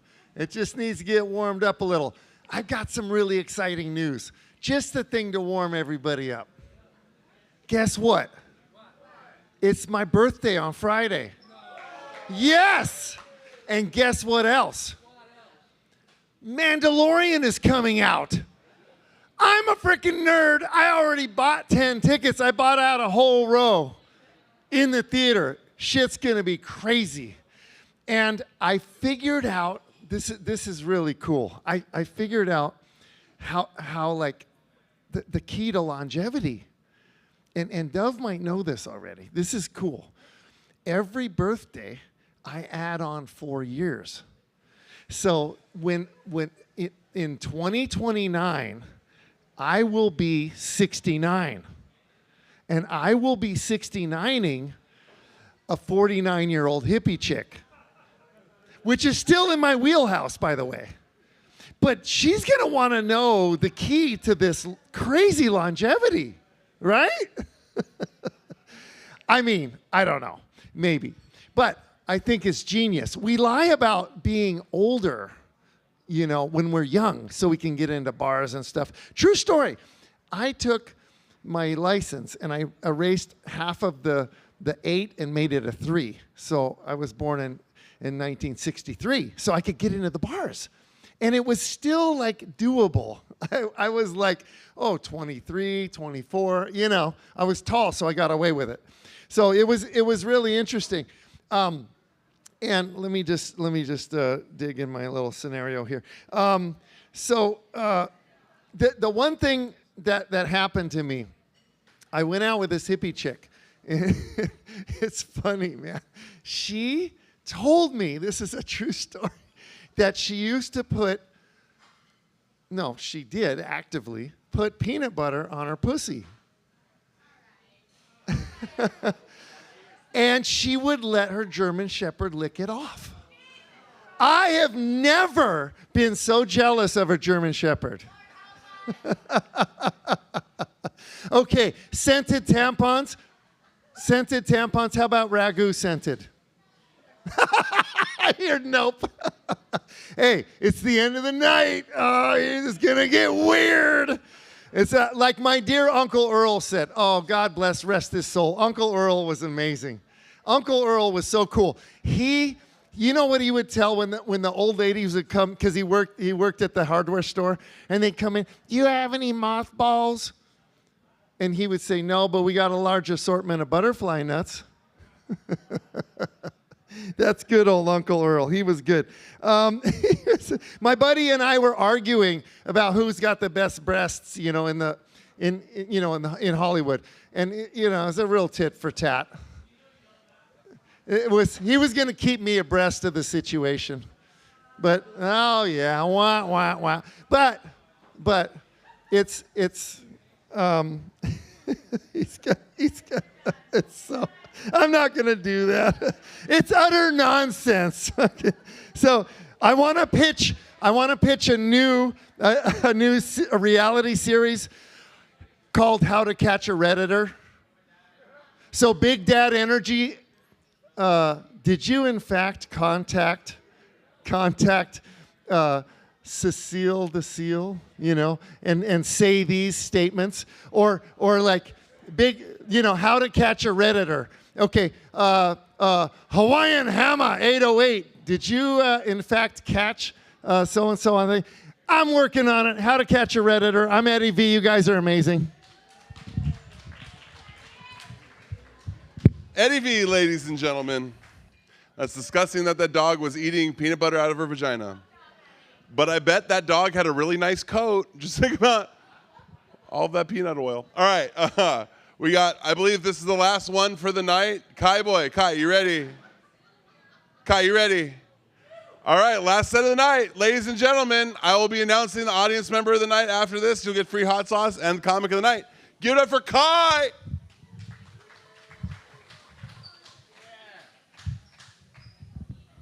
What's up, you fuckers? My pounders. So, you guys all heard about this fucking guy. You guys all heard about this fucking guy, yeah? He threw the rock at the fucking monk seal, right? Right? Huh? What was his name? What was his fucking name? Igor, that bitch, threw the fucking rock at the monk seal. But hey, you guys never heard the backstory, right? The backstory about Igor and why he threw the rock at the monk seal. So, Igor, he's an ugly fucker. So he fucking had all this money, right? So when he came to Maui, he brought with him one chick, and he was trying to impress her, and he was buying her all kind of shit, spending 10 grand at the Grand Wailea. He's buying her all the fucking shit. You can't hear me? Roger that. So, this fucker was buying all kind of shit for this chick. He paid for her to come to Maui with him, Igor. The fucker who threw the rock at the monk seal. You guys know that fucker, right? So, we all hate him. And anyway, so Igor was trying to get with this chick, and he paid 10 grand for the hotel room. He paid for the rent a car. He paid for all her dinners. And she still wouldn't, he never get nothing. He never get sex. He never get nothing. He never get blowjob, nothing. So the girl was like, oh, I need drugs to get with you, you fucking Igor. You is gross. So this fucker went to Haiku, and he goes to pick up drugs for the fucking bitch that he was with, that went to him to Maui, right? And so he picks up those drugs for the girl, and they're coming down Kokomo Road, and she's all lit, and she's finally going to give him some roadhead, right? So Igor is all excited. He's like, fuck, yeah, I'm going to finally get some roadhead from this bitch. And then right there, She pulls down his pants, the zipper. They're driving down. He didn't know he was Kokomo Road. So Kokomo Road, fucking speed bumps wide, right? Bump country. This fucker jumps the speed bump, never see him. Chick bites his head of his dick right off, and it flies out the truck. She flies it right out the truck. She's fucking grossed out, right? So Igor gets his head of his dick bit off with this bitch. Right there. Fucker gotta go hospital. They can't find his head. They can't sew it back on. Shit is fucked, right? So Igor, he finally recovers after like 3 days in the hospital. He goes to the fucking beach where he's trying to fucking get over this shit where this bitch bit his head off his dick. Just a tip. So right there, Igor sees this monk seal. Lonnie, innocent fucking Lonnie, swimming through the fucking ocean. She pops her head up, looks just like the tip of his dick. Just looks like his fucking dick, right? So Igor grabs this big fucking rock, bombs it at the fucking monk seal. Tries to take off her head, just like his head just got taken off. Bump country. Remove the speed bumps, they fucking everything up. See, guys? Haiku, too many speed bumps. Fucking everybody up. Headless Horseman. Fuck this shit. Hey. Well, fuck Igor, too. Love you guys. That's the backstory. All right, that was Kai, and that was the rest of the night. Did you guys have a good time tonight? Thank you for joining us for the Comedy Simulator, Maui's most entertaining open mic, if only seconded place by the Vibe one. We will see you next week. What theme should we do next week? Anybody got any suggestions? What are we thinking? Crowd work? Feels like a crowd work week? Hey, we're doing crowd work next week. Crowd work, audience, come prepared, get ready, because we're going to work you.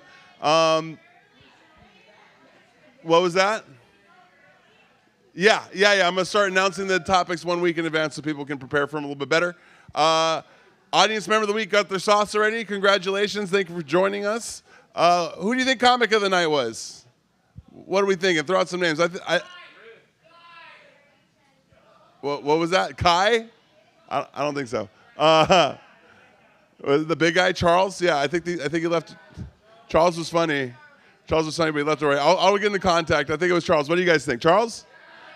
The 6'10" giant that was up here that shook my hand like a bunch of bananas? Jesus. You should have seen it's like putting my hand into a baseball glove. It was crazy. All right. I'll give it to Chuck. I'll find out his Instagram or his Venmo over the internet. Thank you for watching us. Thank you for watching online. Appreciate you guys. Get home safe. End simulation. We'll see you next week. We love you. Take care of the staff. They took great care of you.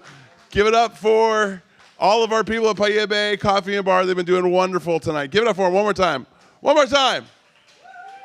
Maddie, Kaika, Danny, wonderful people. We'll see you guys next week. We love you. Bye.